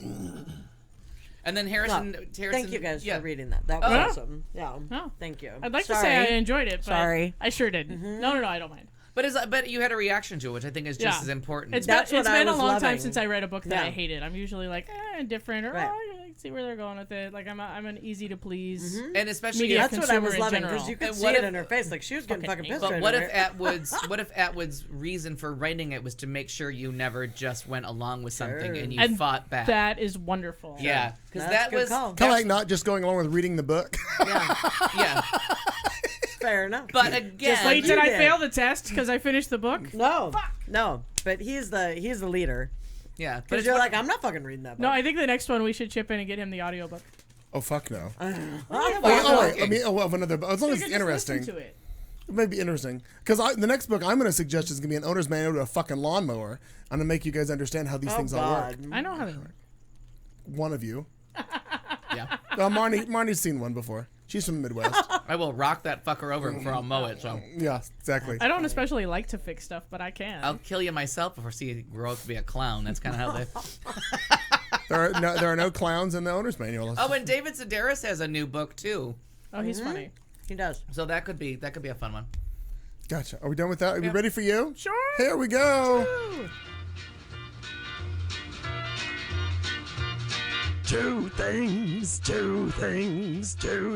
is what she brings. 2 things is what she's talking about. 2 things, important little things. That is what she's spouting out. You just need two things. That means two things. Let's get two things clear. And then two things about yourself. And I've come to share with you one of two things. No, two of two things. We're sharing two things right now. There are only two things I can't stand in this world. Quick, grab two things you love. It can be two things. Only two things in the world I'm scared of. Rise of fries and two things. Remember two things. I believe in two things. Guys are only after two things. What's better, doing two things at once or just one? Never half-ass two things. Whole-ass one thing. Ladies and gentlemen, Kat Carlson. Well, long-time listeners may or may not know that I am not an international traveler.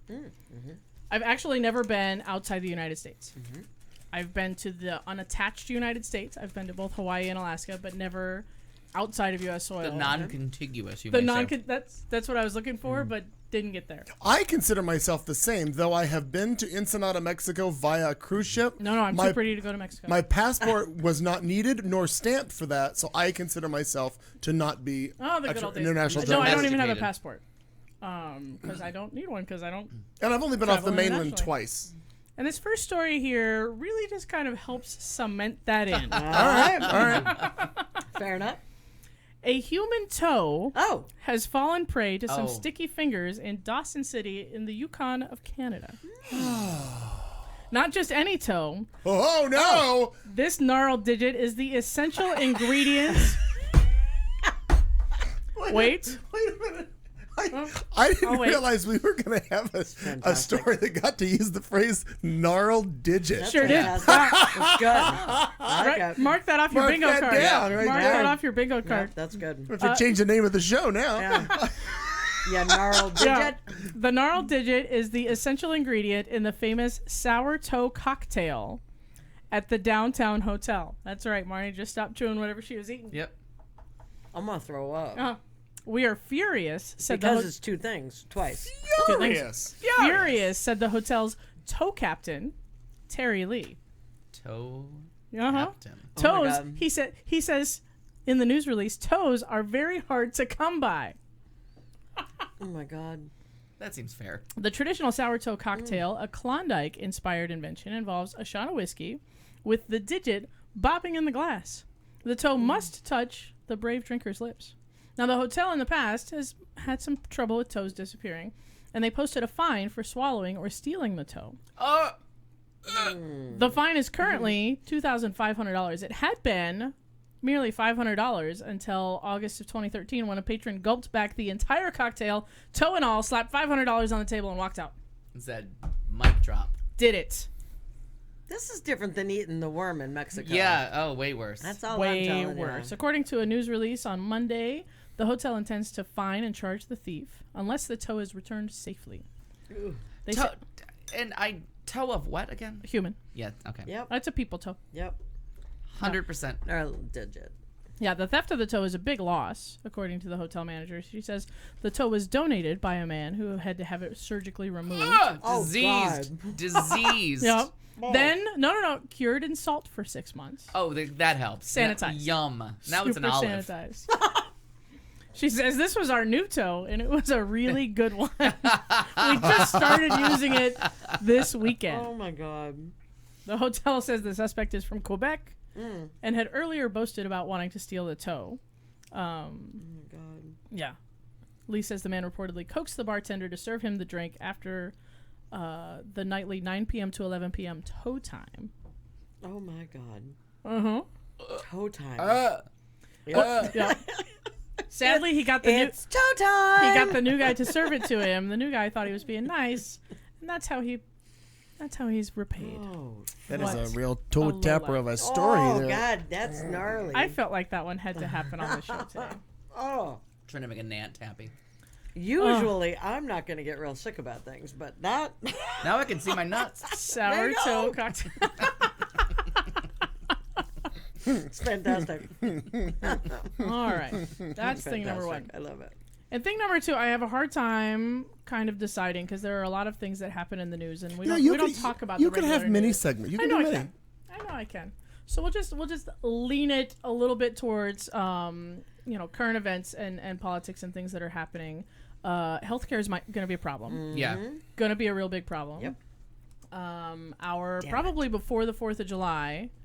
Next Thursday's breaking the vote, right? news, I think. Yeah. Oh no, it happened at 9 o'clock. Ossoff. Oh, yeah. We can Ossoff start there. lost. Yeah. Okay. Ossoff lost. Sorry, I just saw that. So, people that are really dialed into the nerdy national political stuff, the Georgia 6th congressional race has been announced, and John Ossoff did lose. Damn it. Karen, what's her bucket? Handle. Was it Handle? Yep. Yeah, she won. I didn't see. There was another one somewhere in the South that wasn't supposed to be quite as close and wasn't quite as national, but I didn't see the results of that one yet. Oh, that wasn't. Oh, there was another. There was another congressional election. One was replacing the guy that looks like Tim Gunn, and the other one is, which I think is the one that Ossoff was up for. Yeah. Yeah, and that one was. She ended up winning by 5 points. So that whole poll thing about it's neck and neck. Just again bullshit. Like I'm kind of. I don't think ever be able to pay attention to those again. I'm really over the polls. Yeah. And this was the most expensive congressional race ever in the history of America. That part was absolutely true. But that's because there was nothing else going on. You know what I mean? Yeah, this was a really unique situation because there was nothing else going on, and so everybody from both sides was kind of hanging their hopes on this one. Yeah. Don't do that. Work in your own neighborhood. Right. Make the change where you can make the change. Don't donate to whoever you want to donate, but sending millions of dollars to the guy in Georgia really wasn't going to affect my life here in Arizona. But what will affect your life is when they really fuck up the healthcare system. Yeah, and what is this nana boo boo bullshit? We're not going to tell you. We're not going to tell you. Well, yeah, and what this is that? this is the part that bothers me is the dirty pool about it. Is the secretiveness, the closed doors. We're not even going to tell the other people that are going to vote on it. They're just going to rush it right on through, and we can hope. So the guys at Pod Save America are at the end of their podcast for the last 2 weeks. They say if you live in Arizona, it's definitely Arizona, Nevada.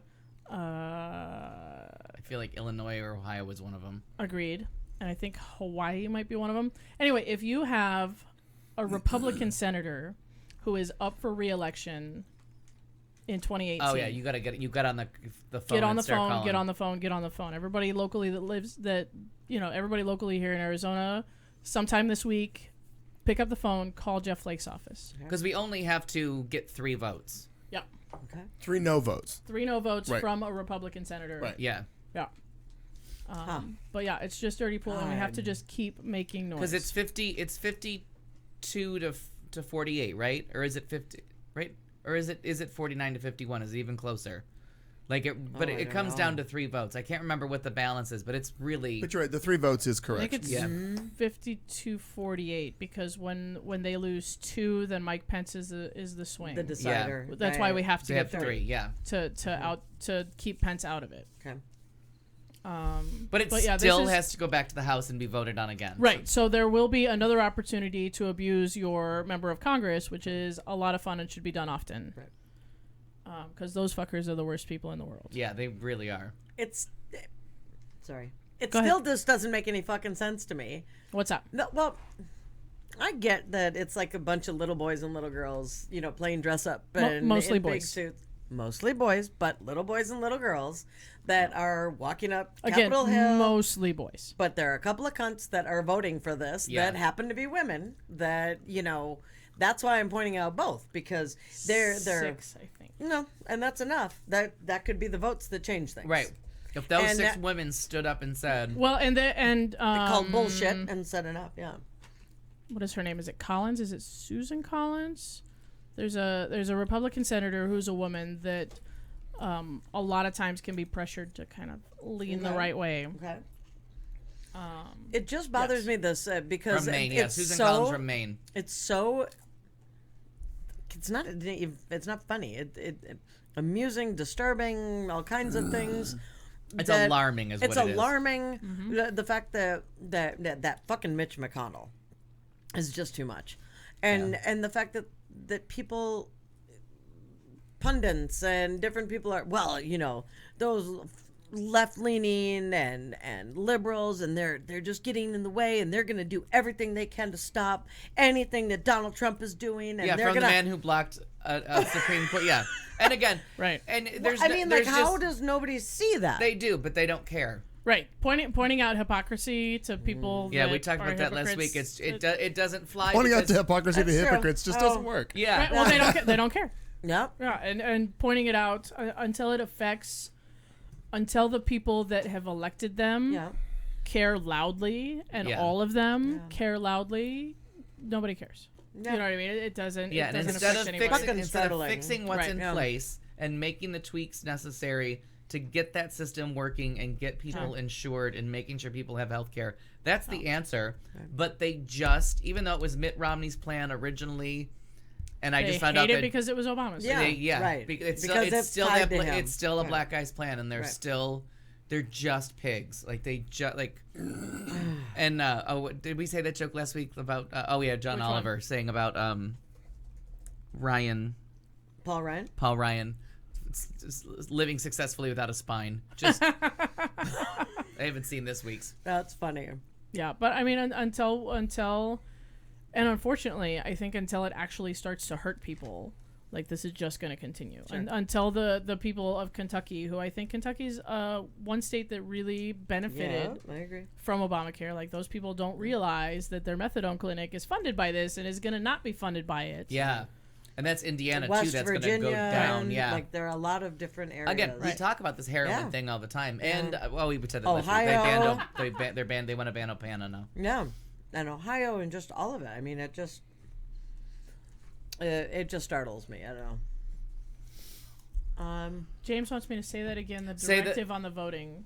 Yeah, and the states that it was. Oh, the states. Hang on, let me see if I can. I know it was definitely Nevada, Arizona, Ohio. I believe Hawaii is correct because earlier this evening, the governor of Hawaii, or not the governor, excuse me, a senator from Hawaii, if that's right? One of the vowel states. Mm-hmm. She's a woman from Hawaii, was on, and they were talking specifically about this. And why am I blanking? Is she she's got to be a senator because she's been on several of the panels that we've been talking about. But Hawaii doesn't have a Democratic. I mean, they don't have a Republican senator, do they? I don't know. Hang on. I honestly don't know. Well, they must have somewhere. Or something. Well, no, Hawaii is. Well, they definitely have. Oh, then maybe she was just talking about the fact that they're not going to see it because they're ramming it through like grease through a turkey. Why don't we do it this way? Senators up for re-election in 2018. That's how we find them. Know your keywords, people. Searching is important. Yes, she is. They're both Democratic. I thought so because the Republican Party is in just as rough a shape in Hawaii as it is in California. No. Arizona, Florida, Indiana. Nevada. No. But Nevada's one of the ones they said to call. In fairness, Aaron, because he pronounces Nevada wrong. She couldn't even say aloha earlier today. When she was interviewed, she outroed the interview. She couldn't even say aloha. Is it Mazie Hirono? Sure. Yep, that's her. Yeah. Yeah, I meant to write them all down, but I always listen to those guys while I'm driving. Yeah. But anyway, if you have a Republican senator who you know is going to be up for re-election in 2018. Call. Yeah, and I do have to recommend. I mean, if you're interested in politics and you like, and you're kind of like want it to be entertaining, Pod Save America and Love It or Leave It are both excellent. Yeah. At like weaving you in and out of like stuff that's silly but kind of important, and the stuff that like but turn your eyes here. Like they really have the right idea. Well, because they're surviving the way that we are with a little bit of humor and a little bit of information. Yeah. You know, that's what's getting them through, and I really like Pod Save America because they ask the questions whenever they have, you know, a guest, and they get good guests. They get like really good guests. That's what that interview was with the mayor of LA that I love. The mayor of LA. They've got. I just started this week. They've got Chuck Schumer. Yeah, Chuck Schumer, and then they had and then his father-in-law is the guy that set up the Supreme Court case. Like he was the circuit judge. That's who he's marrying into. And it was very interesting to have an interview with a judge, but a judge that like very prudent about what he can or can't say. Right. Like really respecting The Office and making sure his answers didn't skew one way or the other, and like not talking. I liked him a lot. Yeah, it was a very interesting interview. But yeah, they get good interviews, and they always ask whoever they're interviewing, "What should we be doing?" Yeah. Pod Save America. It's a great podcast. It's very entertaining, and they keep it short at an hour. There's a lesson to be learned there. Somebody write a letter. So yeah. If you didn't talk, this show would be an hour. I know. That's the gentle irony of me saying that. I have ideas. What else? That's Aaron, fantastic. I did see the link that you posted. And they're like, I don't know. Some of my trouble is there's so much bad news in the world. You know what I mean? Like there's so many things out there that we could be talking about. And so many things, like we could. Anne Murray, Canadian. Anne Murray. She once said, Nova Scotia. We sure could use a little good news today. Yeah. That's She so also nice. said you needed me. Yeah. And spread your tiny wings and fly away. How did she feel about Lorraine? Anybody? No She idea. fucking hated Lorraine. No I idea. know, That's what I look, heard. We'll have to look through her song catalog. Fucking hated Lorraine. And Ant wants to know one thing because he's not interested in politics at all. Please wait. No, not you and Aunt. No, and Ant, please tell us. Yes. Wait for the delay to catch up. Yeah, exactly. How do you feel about August? He's a fast type. What does it mean the show gets to him any faster? But I didn't listen to Outhouse. That one that we were. I haven't either. I meant to look it up. Another local podcast that appears to be telling people's coming out stories. Which sounds really cool, and I just haven't had a chance to look it up or reach out. Yeah, because if it's any good, I feel like we should reach out to them and do a crossover episode. So it'll be on their show. I subscribed to it and then didn't listen. No, on the drive I just haven't had a chance. I enjoyed a shit ton of music. Oh God! Oh. It has gotten out of hand. Say the question first. So the question Annette had. I love it. On the average, how many varieties of snacks are on the table? It varies from week to week. Right now, we're at a snack surplus because we had gifts brought to us last week. Right. I'm gonna give you a by wide Tim shot. Wong. We had company. The table is full of shit. So here, go back to my shot because we'll go through the snacks a little bit. So I have, what do I have? I have a mixed nuts can that I keep pouring different things into. Sometimes there's corn nuts in here right now. Sure, well, and they're mixed nuts. almonds, They're still mixed. and the peanuts that I didn't really like from the mixed nuts that just kind of traveled to the bottom. Sure. And then we've got the party size white cheddar. white cheddar smart food popcorn. Because I came to party. Because that's still good after all these weeks? It's fucking popcorn. How bad does it go? Oh, popcorn goes stale. No, but turns out that shit doesn't. But this shit is covered in white cheddar wonderfulness. And then we've got the Albanese gummies that Tim brought last week. Those are lovely gummies, by the way. Delicious. I don't think I've had a gummy. I enjoy those are those. real good. And I've eaten all the red ones. I ate all the purple ones. 2 flavors of Pop-Tarts, hot fudge sundae, and a berry of some sort, blueberry, right? Blueberry. Ranch flavored corn nuts. Boom chicka pop. Sea salt popcorn. And then I have wasabi, almonds, peanuts, and 2 flavors of corn nuts. And here I'm eating red, white, and blue Skittles. I'm very patriotic with my nuts. Yes, I have a little tin of mixed nuts from Planters that I actually also added a bunch of raisins. I added raisins to. So it's trail mix. So it's basically We except it doesn't have. absolutely will not leave a mixed nut alone. It does not. Keep mixing. There's no Just keep M&Ms in mixing. it, so it's not trail mix. good call. But in addition to that, call.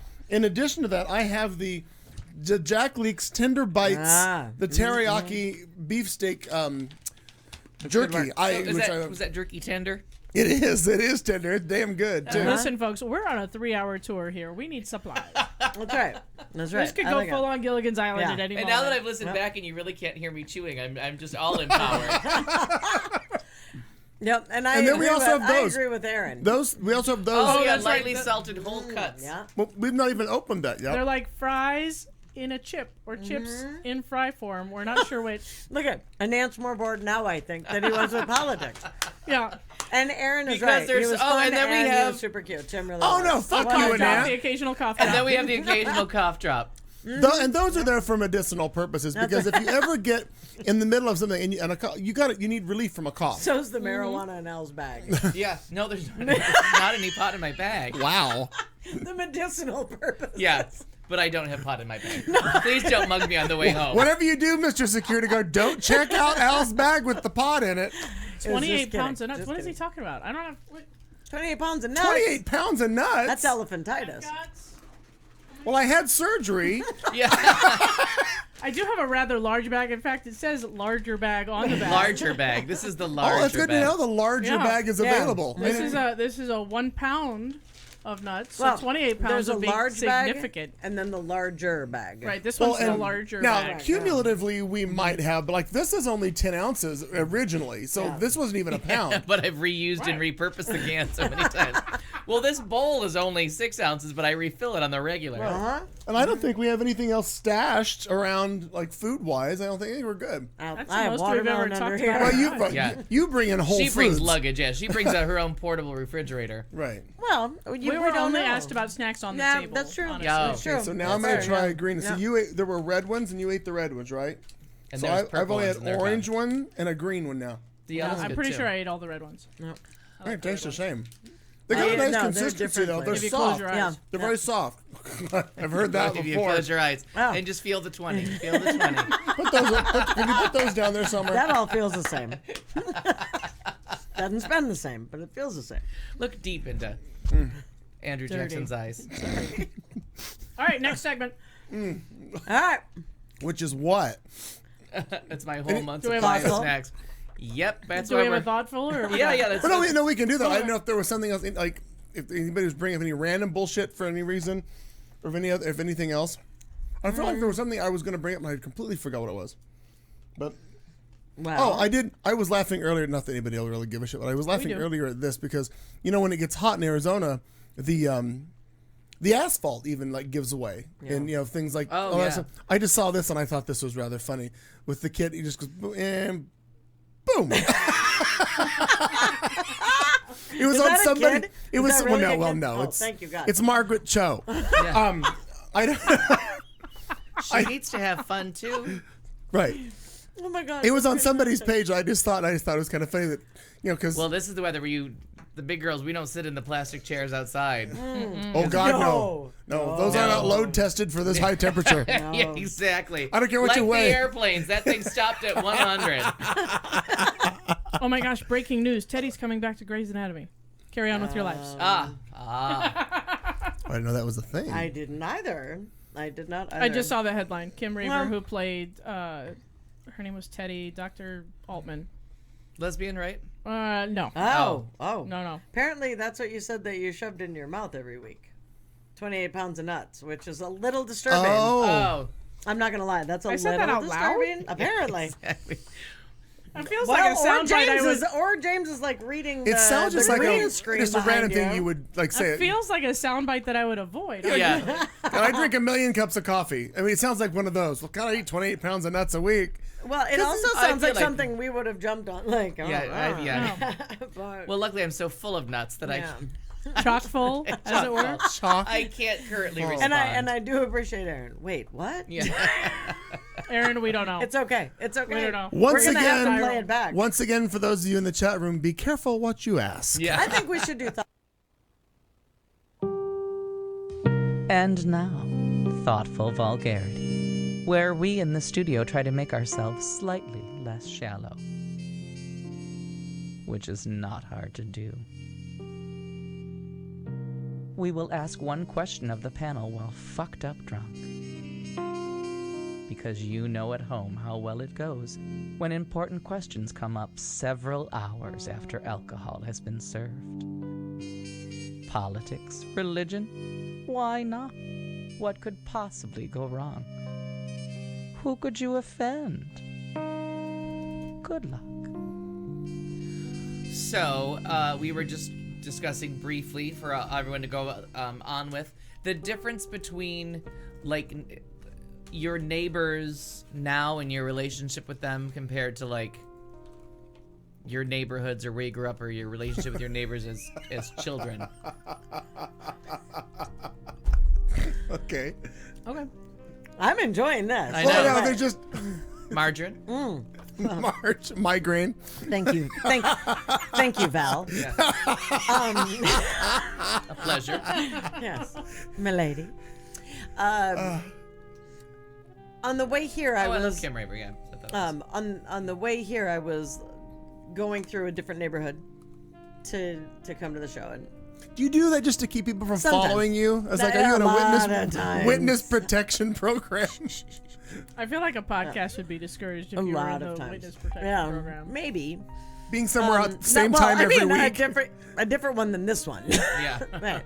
But and I went through this neighborhood that reminded me of where I grew up. There were kids they were all playing in the front yard. Even though it was so fucking hot, like, I mean, they were out there. You saw a soccer goal up, and just basketball hoop, not in the middle of the street. The parents, there were two, it looked like their parents were out there gabbing at the end of the street, or at the end of the driveway, and it just took me back to when I was growing up, and we all knew each other. It's not for me, it was never, and then we left our doors unlocked and we did this and that, because that wasn't necessarily the case, but you knew your neighbors, and you barbecued with your neighbors, and you had different, the kids all played, and even if you didn't like each other, you figured it out, Yeah. Then as I was driving, I thought, Because your parents were in the house drinking, so you got totally, yeah, well, I during the guess start with barbecue, you people right? till they're Right? done. But then I was thinking about now, So and we see who comes home from the key party. and neighbors, where my neighborhood, we've gotten, I mean, I've been there 24 years, so you get to know a number of people. There are a couple of people that lived across the street that have moved away. They live in Austin. They wanted to get really far away from you. And not far enough, because I went and visited them. But I found them. Wow. But they were fantastic, and you get to know different people. We had two people that lived just to the east of us. That there's like a little triangle of we all watch out for each other, and I love that component. But you don't hear the kids' laughter in the neighborhoods as much, obviously during the summer, but 9 other months out of the year. Yeah, you should do. There should be something. I mean, kids don't play on the cactus, but you know what I'm saying. Like, but also, depending for as long as you've been there, haven't children? Because I remember this around here because I've been here 16 years. Kids have also grown up and gone away, and the families are still the same that don't have young kids around anymore. That's really true, but there have not been, which was one of the buying features initially, because that wasn't a thought when I was 24. Well, and neighborhoods do cycle through like that. Sure. Yeah. Absolutely. They age them out. They menudo it. Like where you are, you will never not see children around where you are because of the across the street from you.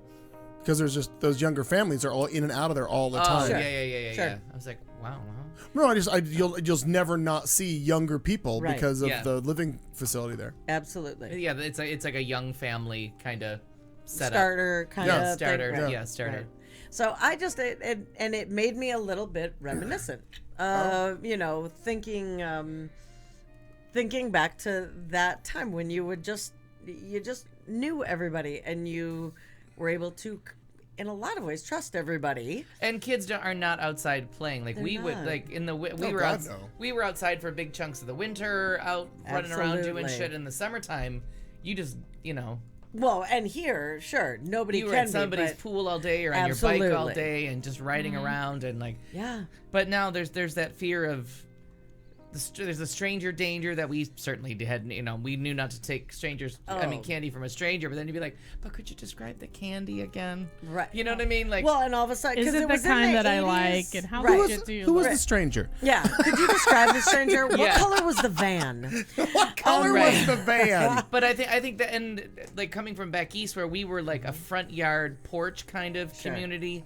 I think Arizona is more a backyard. Oh, absolutely. Kind of community where everyone's... And everything is closed off because of pools or fences in people's backyards, and it's very separate. Yeah, there's yards that would run together. Now the neighborhoods are starting to have more fences and stuff like that. But at the time they would just be open for like 2 or 3 yards that you could just You just knew how far to mow. Yeah.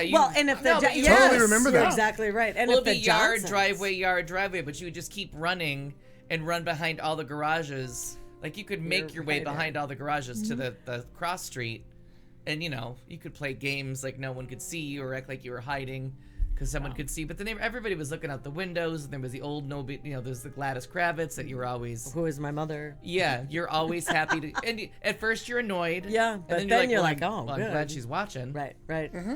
Aaron says that that's why we moved all the kids. That the kids did was play and scream from 6 to 12:30. It was a total nightmare. And when you're looking for a house, they tell you that it's probably safer if there's kids outside playing. Like to look at that as a good sign. Kids outside playing means the neighborhood is safer. Interesting. That the people feel more comfortable. It makes sense, but that's a good sign for a neighborhood that there's a little bit more of a community. Okay. So if you see kids out front playing, sure, it's. Now, when those kids get older, it'll be a better place for drug trafficking, if that's also a selling point. Yes. Well, you've got the network established. You've got to use it. You know what I mean? We've all known each other for years. Yeah. Anyway, how about you? Can you repeat the question, please? If a train leaves Nagasaki one neighbor's and Phoenix. So, like, comparatively, your neighbor, how you interact with your neighbors now compared to how you interacted with your neighbors? Okay. So kind of bless you. A little bit similarly. So growing up, we lived in Sandy, Utah, in a heavily Mormon area, like in a very like white suburban. I mean, it's Utah, so it's all white people. But did that mean no worries? For the rest of my days, kind of. Oh my God, I've said that like 13 times. What do they call it? A ward? So the entire world is broken up into Mormon wards. That's how they determine territory. Okay. I just pee around the edges of mine. Sure. Smart. Different that way. So bye, Aunt. Have a good week, honey. For example, I've blocked out most of my childhood, but distinct memories that pop out are going to kindergarten and meeting all the kids and having like literally everyone in the class go, don't we know you? What ward do you live in? Oh, okay. And not knowing what that was, going, I live across the street. I can see my house from here. It's right there. Yeah. It's my house. I don't know what ward I live in. I know I live there. Right. Yeah. You know what I mean? Being 5 years old. You do the math, Of course. And very different. So, yeah, the ward is really just the territory. And so what ward you live in determines what church you go to. Okay, because that's all I've ever heard folks talk about was I was from Ward blah, and I thought, well, because when everyone really work on naming that one again. When everyone subscribes to the prevailing religion, you have to divide it up somehow. Like everybody's doing the same thing. Everybody's going to the very same similar stories. Services, really? Growing up, non-Mormons growing up in Utah. Yep. So we kids are kids. And I think all the kids on our street, you know what I mean, knew each other. We weren't really allowed off of our street. Okay. So that was all we knew. And we knew all the kids on the street, and we knew the one guy who you just didn't go on his lawn. We knew Clayton McKee. Me, ladies and gentlemen. Yep. But I don't think my parents necessarily were friends with the neighbors in the way that a lot of people describe. Like, we didn't have block parties, we didn't have anything. My parents were always really pleasant to people, you know what I mean, when they did have to interact. But it wasn't like a big like kumbaya neighborhood. Was any of that everybody's religious business reasons? Oh, for sure. Oh, for okay. sure. Okay. There were kids on our block, everywhere we lived, because we lived a couple of places. But there were kids on each block. For each house that weren't allowed to come to our house for religious reasons. Like, they were not allowed in our house. Okay. We could go there, you know what I mean, according to their parents. We could certainly come over, and they were, hospitable and everything, but they were not allowed to come to our house. Okay. Because they couldn't control what they might see or do. Correct. Right. I see. Yeah. Sure. Okay. And that goes down to different levels. That's not just exclusive to that religion. Correct. There are those people that are like, there are those your friends people. can come over here, but you can't go to their house. Right. I don't know them. Right. But being the one or two families on the block that were different, it was really apparent. Really striking. Sure. I can believe so that. There was that. The other thing, like, now that I'm kind of looking at my neighborhood from kind of the parental perspective, my parents also worked a lot. Like my sister and I were latchkey kids from the time I was 10. Like I was in charge at 10 years old. Right. You know, younger than my oldest is now, and I still barely trust him at home for an hour. Yeah. Yeah. Barely. Yeah. Because you did it. Yeah. Right. Well, that's a true freaking story. Yeah. This you know poor how many kid, near fires you were a part of. This poor kid is in a lot of trouble because, yeah, I was the latchkey kid for a long time. Well, so that my parents weren't. fire. Yeah, my parents weren't around for a lot of that, you know, and we had it. We had it down because my mom would open the garage from the end of the street. Yeah. And so we could get everybody out of the house before that car was in the garage. Right. I get it. And so now we live at kind of a disadvantage because now we live on a very busy main street. So there's really only a couple of neighbors within like shouting distance anyway, and we know none of them. Okay. Like I couldn't pick a single one of them out of a lineup. Isn't that something? Yeah. You could line up my entire neighborhood in front of me and I wouldn't That's exactly know. kind of where that was coming from because I knew everything about at least the 6 homes. Yeah. That I can see in my brain right now. Right. And so to think of and some of that is me too though. Okay. You know what I mean? Some of that is there's something about being home that I get super antisocial. Okay. You know. That's fair. Like it's it used because to you have to be social all the time. Right. Well, and when Sharon and I started living together again, you know, I was still working at Cash, and she was coming into the bar and like meeting friends and inviting people over occasionally. And there's a stark difference to me standing behind the bar to you walked into my house. Yeah. Oh yeah. I'm not excited that you're there most of the time. Like, that's. Yep. That's a tough transition. Yeah, and so there's like a lot of antisocialness that I just don't necessarily want to listen to your shit. Yeah, and we like at BS we were so close, and we were always at each other's houses, and there would always be this one person that you knew or this one. So all of a sudden, people would get folded into the friends thing that you're like, okay, and then you end up knowing them outside of the bar, but it was always like, who's over here now? But when people came to my house, it'd be the same thing, like, oh god, that one, that's the right. This is the one you brought to my house. This is who you're friends with outside. No, but you know, at my house, you know, they come over and be like, oh god, you hang out with him outside of work. Yeah, and it went on all sides with that. Yeah. Or I just thought you spoke like that in the bar. That's your real voice? Yeah. For you. Yeah. Yeah.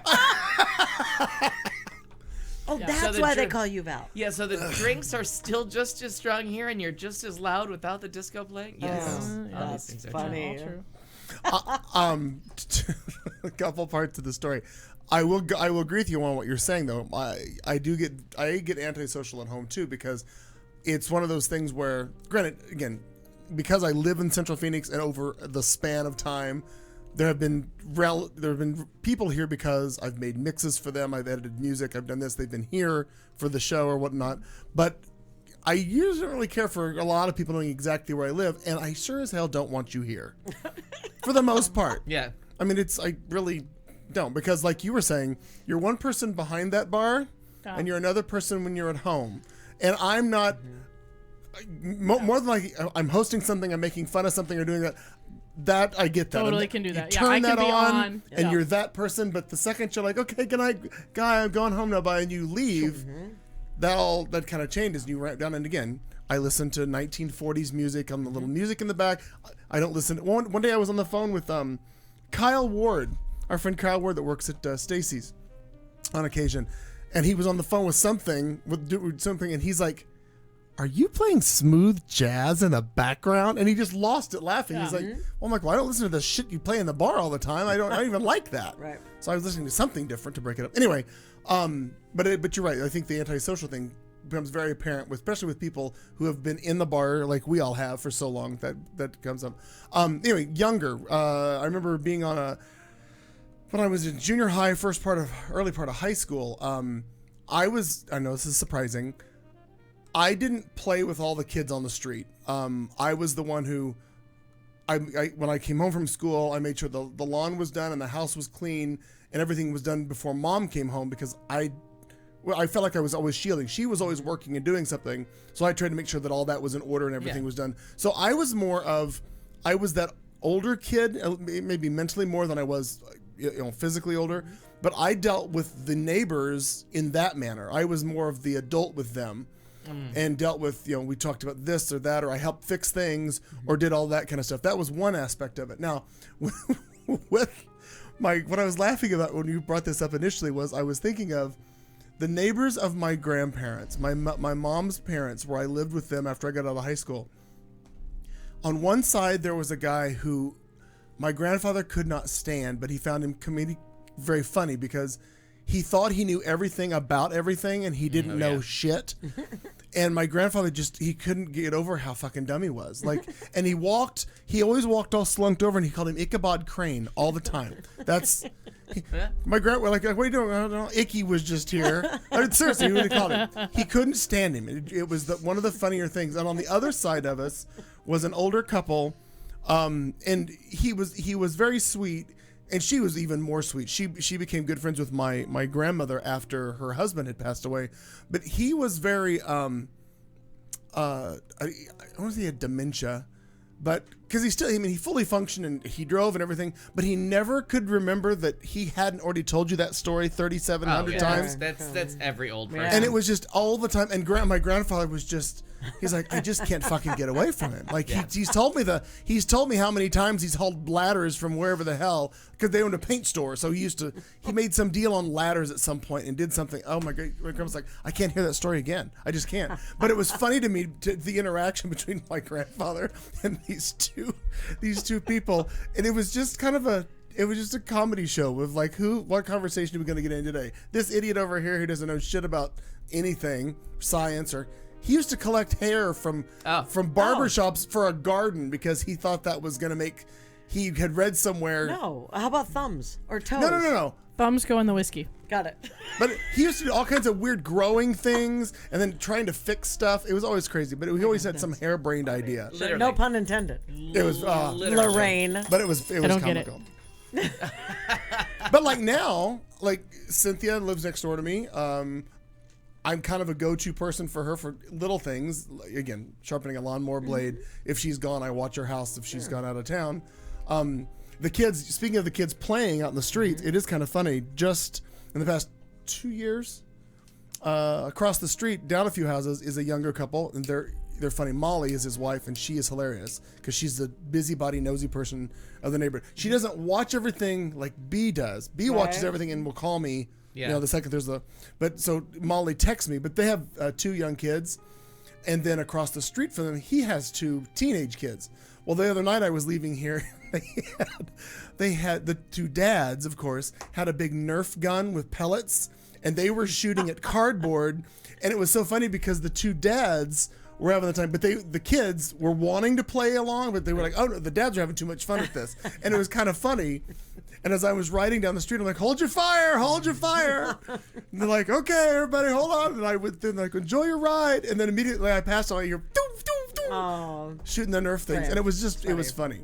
I love that. But again, that's nice to see. You're a good neighbor. Yeah. But that's a transition in the neighborhood because when I moved in here, there were still probably 4 or 5 original neighbors from the 40s, late 40s, early 50s that had lived here.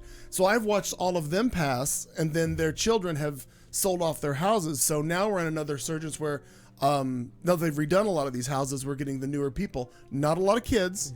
There's only like 2 houses, those 2, and I think there's 1 up the street that has kids. Normally all of these houses are younger couples that don't have kids. In this area, I can see that now. Yeah. I mean, moving into the area like that, Central Phoenix. Yeah, because now it's gotten expensive. Yeah. Big time. Yeah, and that was the difference. Like, I can still go home and go down and visit the ladies on the block, and I'll go like house to house. Like, all right, who's in there now? And we still call it by whoever. Like, the one house is still the Boscarinos. I think they left in like the 70s, but we'll still call it by the family name that we knew, or my sisters will correct me and be like, well, but these people lived there before you were born that we were friends with. And I'll go around the whole block, and if somebody came to my house and I'd like, I don't fucking know. That's a young couple. That's a lady that I think she has a roommate. The lady on the corner leaves the plastic Jesus up all year. There's the bus that comes and picks up the girl in the wheelchair. That they're very friendly and they wave because they kind of feel bad if I'm coming home and they know I'm coming home from work if I sit there and wait for the bus, when they know I'm just going to the other side and no one's ever coming to this side of the bus. Sure. So I always get the wave from the mom, and I'm like, let's put the car in park and just sit there, like, take your time. Like, I'm not going to break a law or make anybody feel like it's okay to pass the school bus. But, I mean, that's it. I don't know any of their name. Well, I know Rebecca and Brian, Molly, Gary, B, Cynthia, Alan, Matt, Henrietta at the end of the block. And I can go around my neighborhood and do that same thing. Oh, no, I know Rebecca's name. Mm-hmm. I even share a driveway with two lovely people, and I have no idea what the fuck their names are. Let's say Edward. Let's say Edward. Let's say Edward. And but how different it is now. Oh, yeah. But I... Or is that Arizona? I blame it more on Arizona, because it's more of a backyard. There's no one out front. I don't sit on my porch. Where at home in Niagara Falls, when I go home, I'll open the door and sit on the porch. And like sit out there and watch cars go by and coffee and whatever. Right. I don't do that here. I know you do that when you go home, but do those people still do that? Yeah, there's you'll see people sitting on a porch. I mean, like again, it's a changeover. Sure. All of the old people except for 2 or 3 are dead. Like, so all of those people don't live there anymore. So like if you know what I mean? Or they have like chairs in the drive. Those 2 old ladies are dead too. The 2 that would sit in their driveway. They just died in the last couple years. Like the point I was trying to get at with that is because we are all of a certain generation. You're going to catch up. And we're going to buy that. That's something that, like, let's say that you knew that from your childhood. That's what you did in your neighborhood at that time. Now the neighborhood has changed. I was just curious. Are all of those people still out there, or are they not? But when you go home, well, that's what we all would do. So you do it, and nobody else does it. Is what I was wondering. Oh yeah, and like I said, now it's a different generation all around, because all the people that used to sit outside, like I'd sit outside and wait to see the 2 old ladies when they were finished their lawn work. They'd put the 2 lawn chairs in front of the garage door, and they would sit there. But they've died. The man that lived next door, he would come out in the evening and sit on his porch.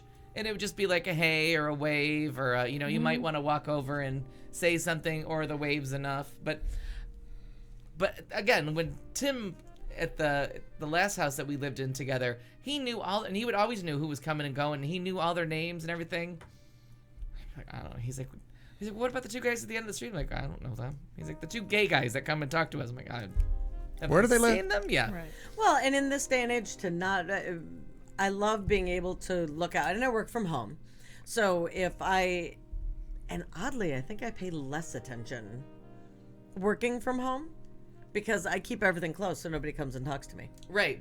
Because I'm working, right? But when more at night, because I'm up later than most people, I will look out, and if you see something hanky going on, or, you're like, what's happening over there? Oh, I wouldn't know. They could be murdering the people next door, and I'd be the one that would have to read about it in the paper. Like, really? Right outside? You'd be like, I thought those screams were on my TV. There were sirens. There was a fire. His first thing, God, I can cut that tree down now. Yeah. True. How do you think? Although I do, if I see the red and blue lights real close to my house, I'll wander out and go find out what's happening. Sure. Or if the helicopter feels particularly close. Yeah. I jump onto that Nextdoor app. I absolutely, and the only reason always is complaining about airplane traffic on mine. They hate it. Sure, Fucking people. Sure. But we don't, and if somebody starts trending on something like that, like we're gonna stay stuck on this, somebody always knocks them right off. Like, knock that bitching shit off. What's going on? Yeah. And you'll see some. I used to sit on my front porch because I put in a porch swing many years ago. Again, inherited it from somebody, and I'm like, well, put it up here. Sure. And I used to sit out there, but what drives me crazy is because of the way the house is built, I can't see to the left and see down the street. So I don't ever sit in it. So I'll sit over here or in the carport on something because I want to be able to see everything. Yeah, it's not viewer friendly. Right, yeah, true. Yeah. I know. I sat in there one day. I'm like, well, that's pointless. I'm just looking at a fucking wall. Yeah. Like, I can't be nosy from here. Cannot do it. Yeah. Can't do it. And as you start to forget things about people, like I can't remember. Like, my parents would have this constant argument about one of them wanted the living room drapes closed all the time, and the other one would be like, the first thing they would do was like, oh my God, open up these drapes. Why are the drapes closed? And it was like a constant argument, but I don't remember whose. But clearly I was on the side of close those fucking drapes. Oh, I'm sure, yeah. Because people will come over, like my sister when she visits. And open the blinds. Always has the blinds open. And Harrison will do it. I'm like, close those fucking blinds. Everybody does it. And I'm like, I don't want to see out there. Well, I'm the same way. Especially if I'm having a day when I'm pretending it's snowing and I've called it I've declared a snow day. Like, I'm pretending there's a drift of snow out there keeping me homebound. Let's not fuck with that. Don't mess with the fantasy. I remember speaking of the drapes, it was my grandparents were my mom's parents when we were really young. We always knew that it was because we'd ride our bikes up to my grandparents' house, but if the drapes weren't open, we couldn't go knock on the door yet to go visit because they weren't up yet. Like they weren't. So, and I'm still of that same mind. I keep the blinds all closed, but I mean, I may have been up for 3 hours, but until I'm showered and ready to present to myself to the day, those don't get open. But once they're open, I'm ready to. I'll take your call, your text. I'll leave the house. It's a handy little signal. Yeah. So I've always been that way. But it was always funny that my grandparents were very much like that. They would go in and pull those cords and close those heavy goddamn drapes. Oh yeah. They would close them at night. And probably like two or three times a year, I'll walk to the corner of my bedroom and open up the shutter and be like, "What can I see out this window?" Like I was like, "What is this a view of?" And then I'll be like, "Yeah, just close those." I'm not gonna lay in here with them open. You know what I mean? No, right. I love having everything opened up. But when I started working from home, it became a problem because people were just seeing stopping. You. They'd see somebody that was home. They'd see we were up, whatever. They would just stop in. Mm-hmm. And the thing is that back in the day, that was very okay. Like all the time, it didn't matter. People would come over. People would stop in. I never was like, oh, I gotta go at the door, or damn it. Now, I'm so like that. I pretend I'm not home for the mailman. Oh, yeah. Right, no, but I'm saying that's I told you the lawn guy story. He's bringing me presents, and I'm like, today. You just get back in your truck, and I'll just open the door and Well, snatch the box. one of the beauties of the cameras, because obviously they're on all the time, I know about when the mailman comes, but again, unless they ring a bell because I have to sign for something or it's a package that they don't feel comfortable with leaving or whatever, I know when the mail's here because I get a notification. We spotted somebody in your carport. Well, at 10:30, 11 in the morning, I'm pretty sure it's not the guy coming to steal my trimmer again. Right. It's the mailman dropping off Carlton's mail because I rarely get anything. Oh, like Tim would know. Tim would know the mailman's name. Like I used to. Mm-hmm. He'd been on this route for like 25 years. I knew ours keeps changing enough that I did learn the one that I got fired's name. Smart. Katie June just learned hers. Remember the woman? Oh, that woman that kept ringing the bell. Oh, they were naked. Well, but kept waking up the kids. Yeah. Oh my Do God. not wake up the sleeping babies. Do not. Very funny. Nope, do what I did. Disarm the doorbell. There could be people at my door. I wouldn't know. By the way, speaking of Katie June, did anybody see her post that Palmer lost her first tooth? Yes. Mm-hmm. That was cute. So cute. That little girl is just adorable. She's totes adorable. Totes adorbs. Totes adorbs. Per Katie June. Totes adorbs. Totes adorbs. Thank you, you guys. Hokey smokes. James, tell him to put down the binoculars. That's a problem. That's a fucking problem. And good for you, Aaron. Open up that door. That'll make him stop. Things that sound dirty but aren't, ladies and gentlemen. Exactly. I like it. Well, we have one more show next week before we take our hiatus. Remember that we will not be doing live shows all of July and the first week of August. So if you're hearing the show on repeat, no, live shows return August 8th. But next week is the season finale. Cliffhangers. As we wrap up tonight's show, let's leave you with this parting thought. We will see you next Tuesday.